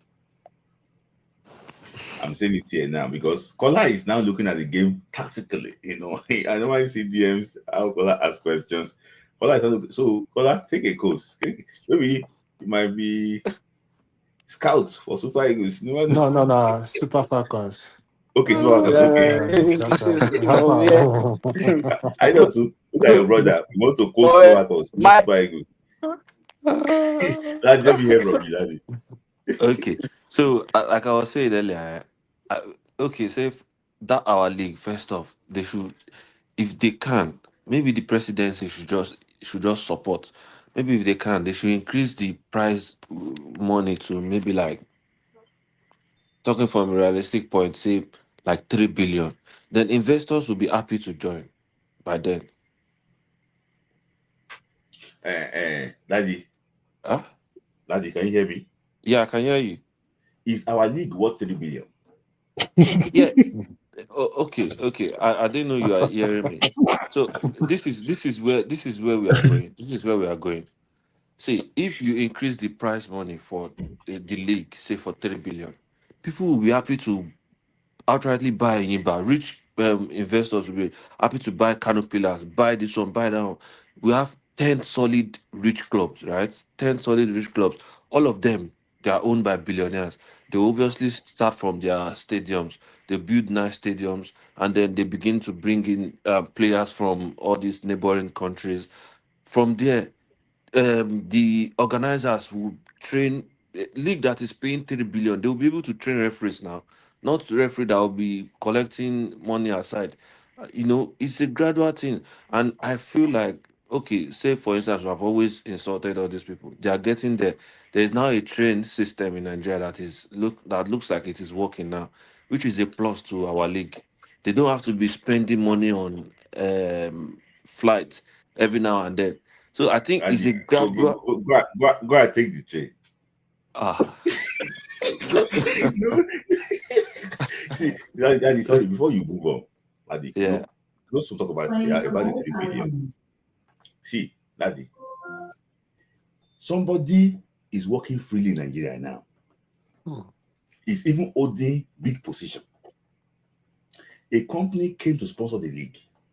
Do you remember the Super Sport? Why? Who sent Super Sport away? I don't want to go into that. Yes. A company came to sponsor the league. The guy was in charge of the league then. They were to pay, was he $10 million, $5 million or something? You know what he said? He said he should pay half to a private account.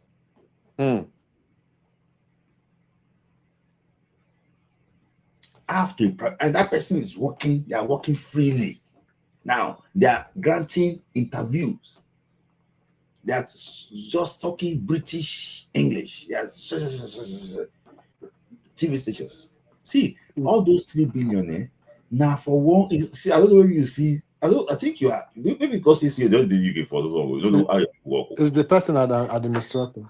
No, he's still talking on TV today. See, let me just say something. That 3 billion you're talking about there. Now for people you go see. Sure. You know that when you want to start the league, they give clubs 30 million naira. They give clubs money to start the league. How much is 10 million naira? After they finish league, they'll not give you 10 million. See, the gap between finishing second and finishing first is 200 million to 20 million.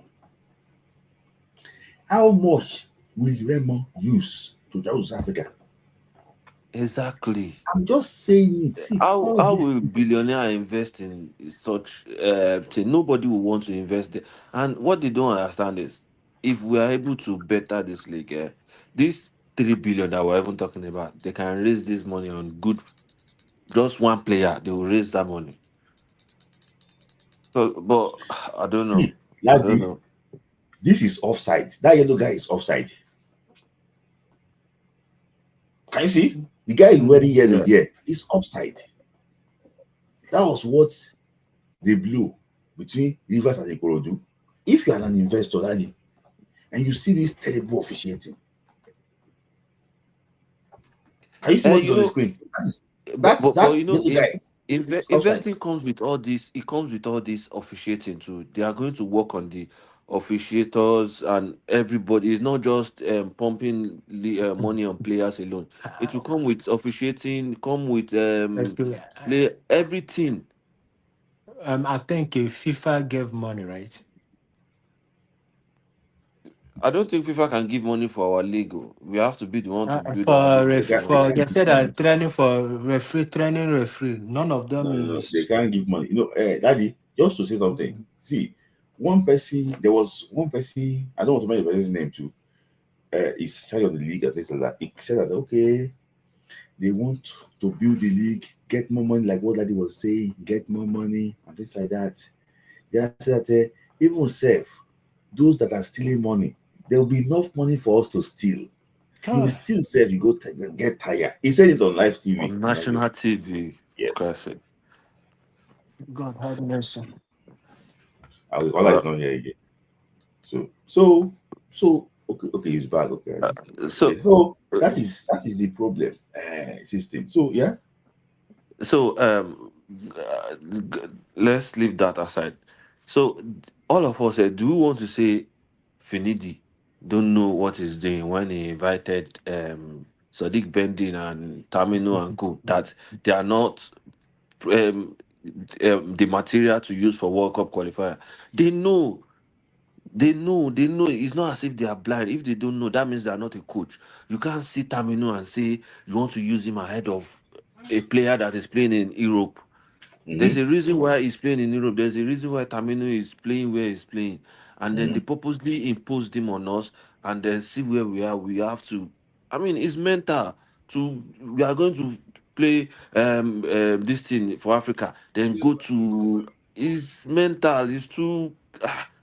I don't know. These people, they know what they are doing, and that is why we keep saying they've Yes. collected something. I'm going to say with my woman, they've collected something, because how will you impose terminal Sadiq bending on us to play this, and then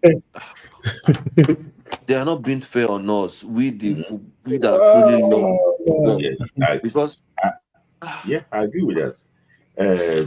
See, fired us from squeeze and I just people just don't say we don't keep 3 hours.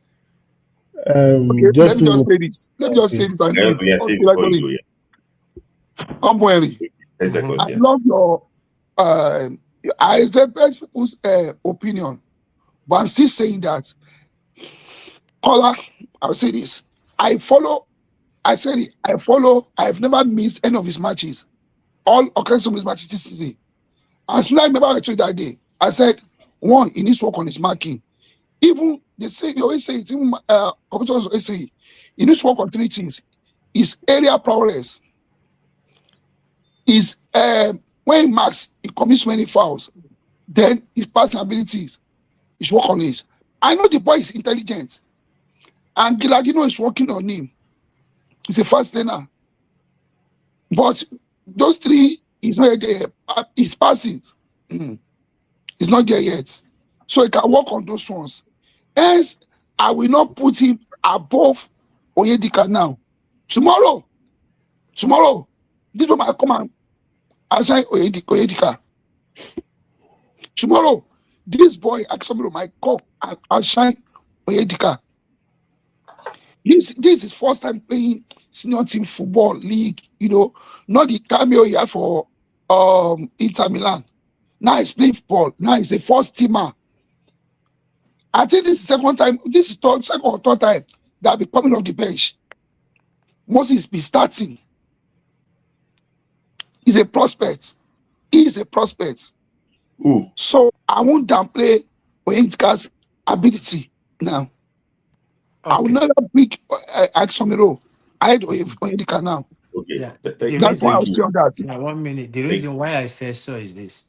How can I have Onyedika and I'm having problem at the midfield? Why? Why must I have Onyedika in Super Eagles and I'm still having problem at the midfield?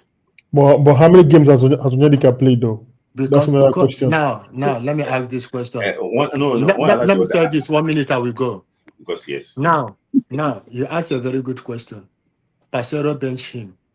He was not performing well at the training. Hold on. Eric came and saw what happened, and he benched him. Then But he didn't go to he didn't go to AFCON now. He went there. He went to AFCON. He was at AFCON. He was at AFCON. He played one match.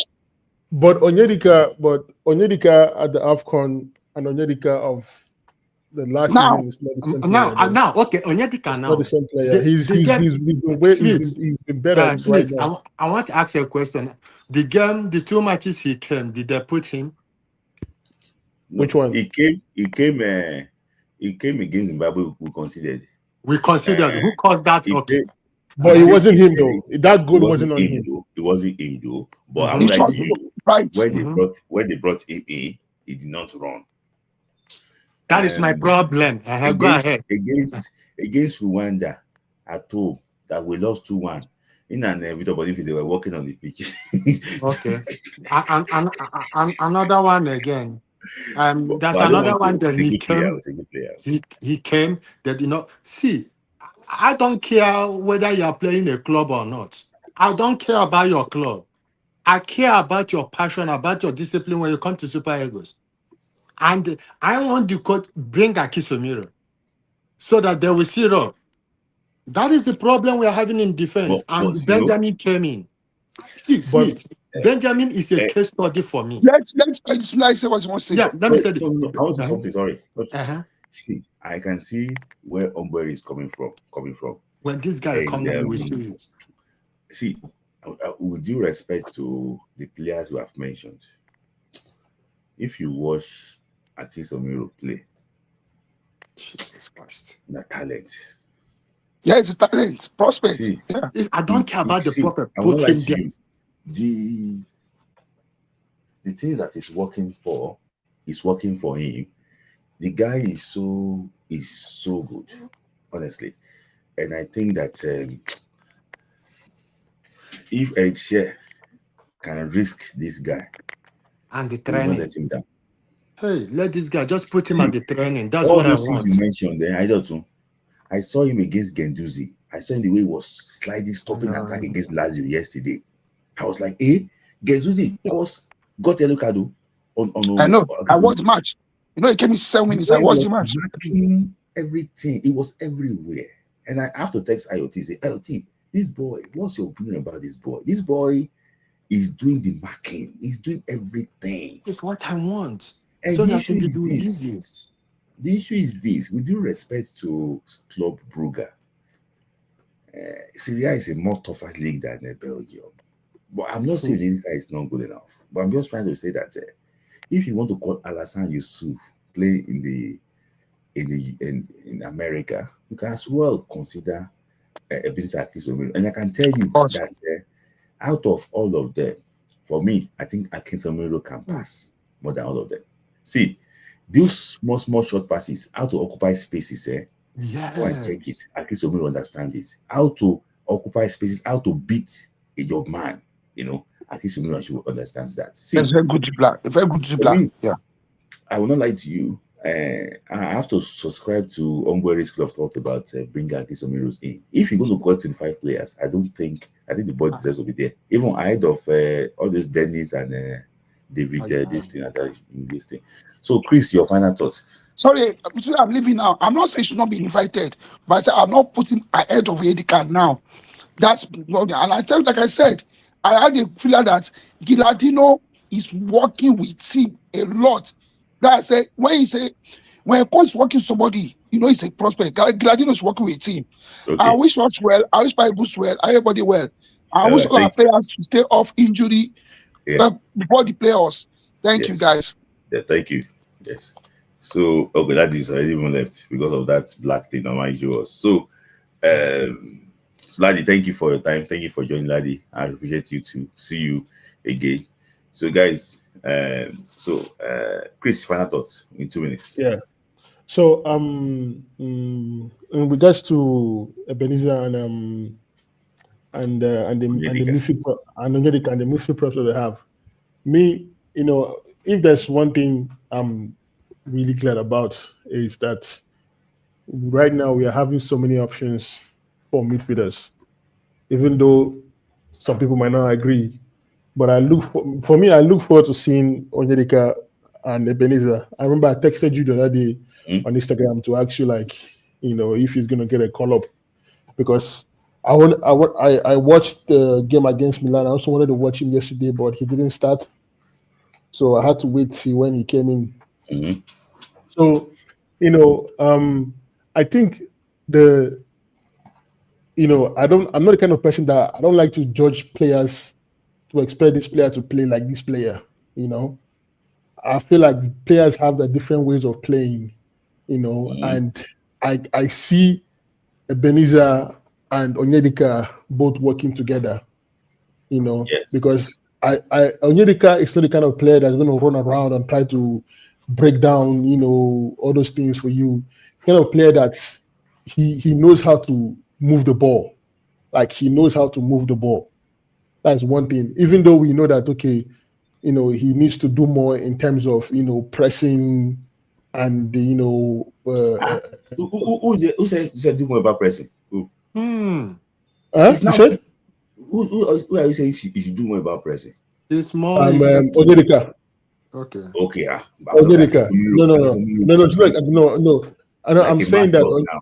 No, I said Onyedika needs to do more, even though we know he needs to do more about pressing. But one thing I like about him is that he knows how to, keep the ball moving. So it's something that I know that him and Ebenezer, they can both work together in the midfield. And I just hope that Eric Shell can just, try to give them an opportunity, because You know, when I saw that Ebenezer, when I watched some of his highlights and some of his games, the first person that came to my mind was Kante. Like, I know it might sound crazy saying it because they're both black players and something, but the way like you see him here, and then the next thing you see him there, and the next thing you see him there, like he's like everywhere available, and also, you know, you can rely on him to cover space, to cover grounds. So hopefully, you know, we can see some introduction into our midfield for the next few years. And I'm really, really happy for that. And also, if it is possible, we can get that guy at Atlanta, the defender, Honest. If we can get that also, and now we can say we have two good prospects. That is Frederick and Honest. I'm not sure about Kayode. I think Kayode is probably going to wait for Italy. And you know, so I think the boy is according to report, though I don't have any false information about the boy. I think somebody that is very close to Amo, I think, spoke to the boy. So, and I think that you know, all these people, you have to sell. Wait, is he the Amo, the one that went to this and collected what do you call it, sexual this thing that they canceled the contract? Is it the Amo? Is it that one? No. Okay. Amo is he's our guy. So my guy. The issue, I just think that these players you have to sell Nigeria to them, and that's just the major reason. It's not as if selling Nigeria to them; it's just as if that let them know that we know them. Let them have that this and we know them. For example, now Justin Jima was like, he doesn't even know, but you know, like, I don't know. So is he a Nigerian? He's a Nigerian. His name. Yeah, but I don't see him playing for Nigeria though. I don't think he would. You know, I don't see him playing for Nigeria at all. Even the way he plays, I don't think he is injury prone. Yeah, I think it's going to be the same, except the coach. You know, I get that this is like a playing to one. Except the coach deems him fit to play for. Smith, I have a question for you. Yeah, quickly. Yeah, please. When are we gonna? You know, try to, you know, ship out, try to reintroduce somebody for Moses Simon. I'm not saying that I'm not saying he's not a good player. I'm saying, like, you know, I think, you know, because, and also there's something I also want to say. Most people will not agree with this, but I think we should give Boniface another chance. So I'd like to know if you think that is something that should happen. In his club first, and we'll give him another chance. Because I don't think we have a player like Boniface in our attack. I don't think we have a player. We'll call him again. You go cause trouble. So let's finish up qualifier first before we call him.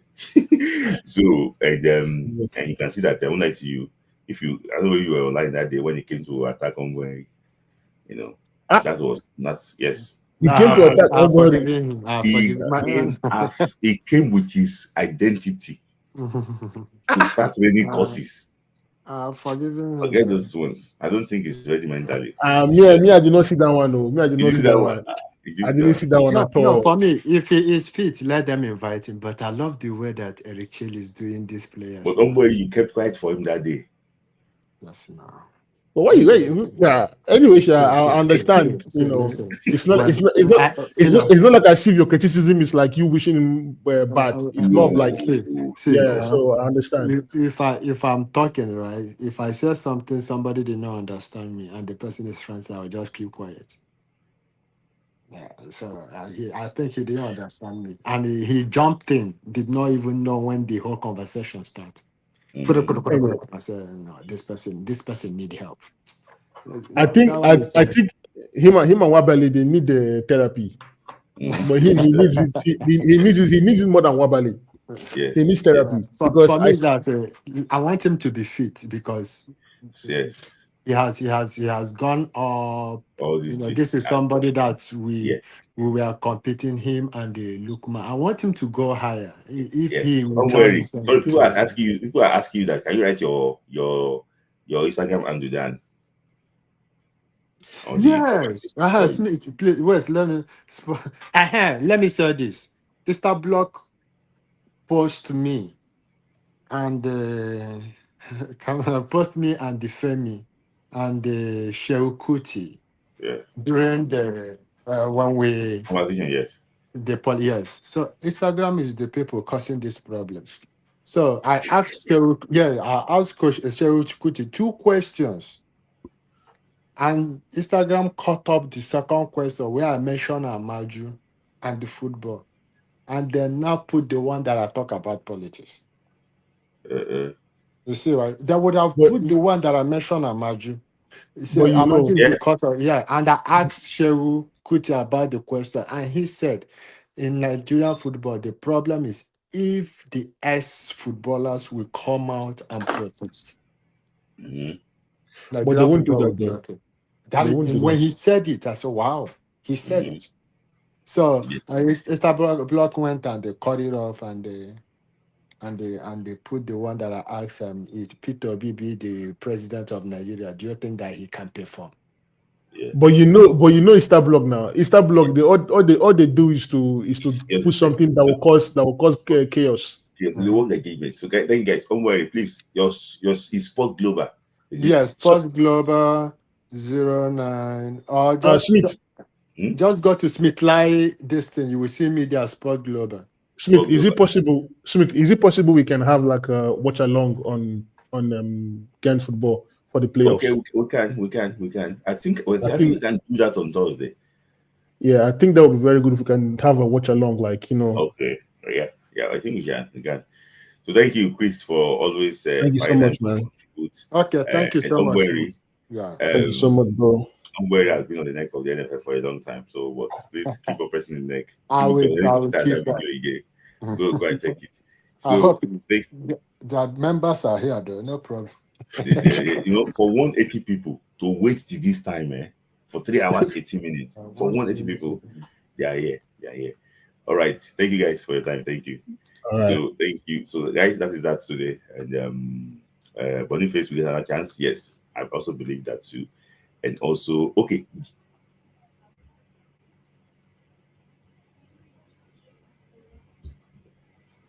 Gibson, yeah. The agent said that he will not play for Nigeria. That's what they said. He said he will not play for Nigeria. But I'm also hearing a different thing that he will play for Nigeria through his parents and things like that. So he's a good player. And I will think that I will see him in the friendly game. But my brother, if we qualify for the World Cup, the team that qualify us, that Eric Chair will take them to the World Cup. I think so. Thank you. Oh, thank you, Yusuf. Thank you, Yusuf. I can see. Shout out to Yusuf Adebayo. I can see your DM straight away. Shout out to Yusuf Adebayo. Thank you. Shout out to Yusuf Adebayo. So that is that today. I will see you again with the list, Super Eagles list. When it should be out next week, actually. We'll talk about it and discuss. See, and that tension week again. Me, I don't feel the tension now slightly for my body because it's already November. It's November already today. So yeah, we wish the yeah, thank you. I'll connect you. Thank you, Yusuf. Shout out to Yusuf Adebayo. You just DM me. Yeah.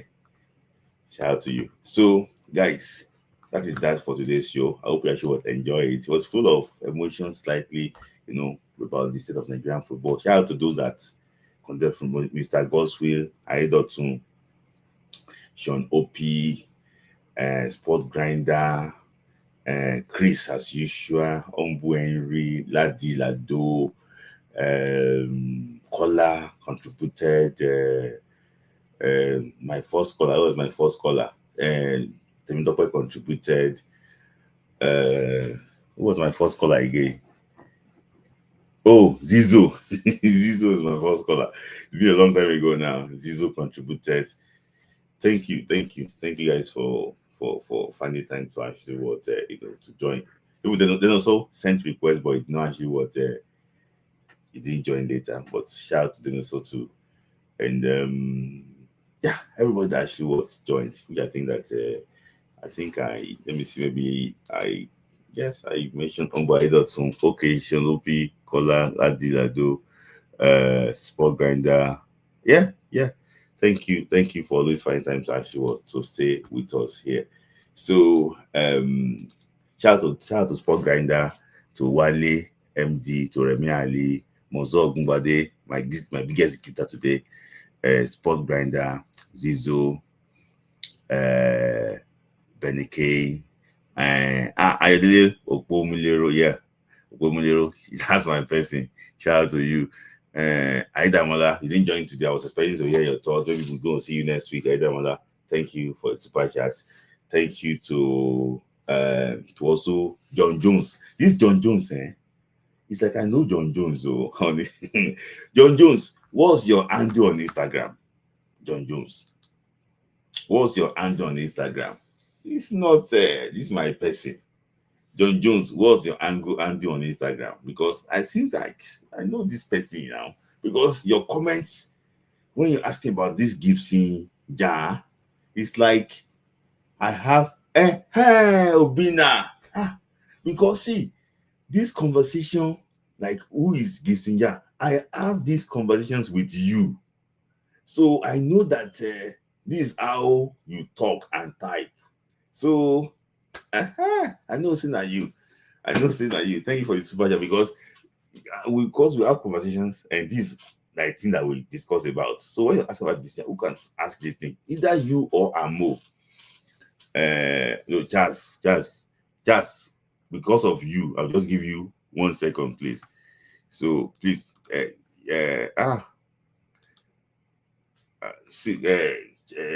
Jazz, we already passed our time because we already more than 2 hours, more than 3 hours. So yeah, thank you. So join early, Jazz, next time. Join early next time. Jazz is a very, very good gift that you. But okay, let me just give Jazz. Kudos to everyone on the platform listening and commenting. Jazz, please, I don't want to break the protocol. To next week, please, next week, Jazz. No verse. I know that you're very good. You're very good big supporter of this platform, but I beg because it tastes small. Come today. All right, I will see you again next week, and don't forget to join me on Monday for Nigerian podcast. Discuss with my co-host IoT. So I'll see you again, maybe probably before Friday, but on Friday at least. Bye, guys. Thank you, and God bless. Happy New Month, everybody.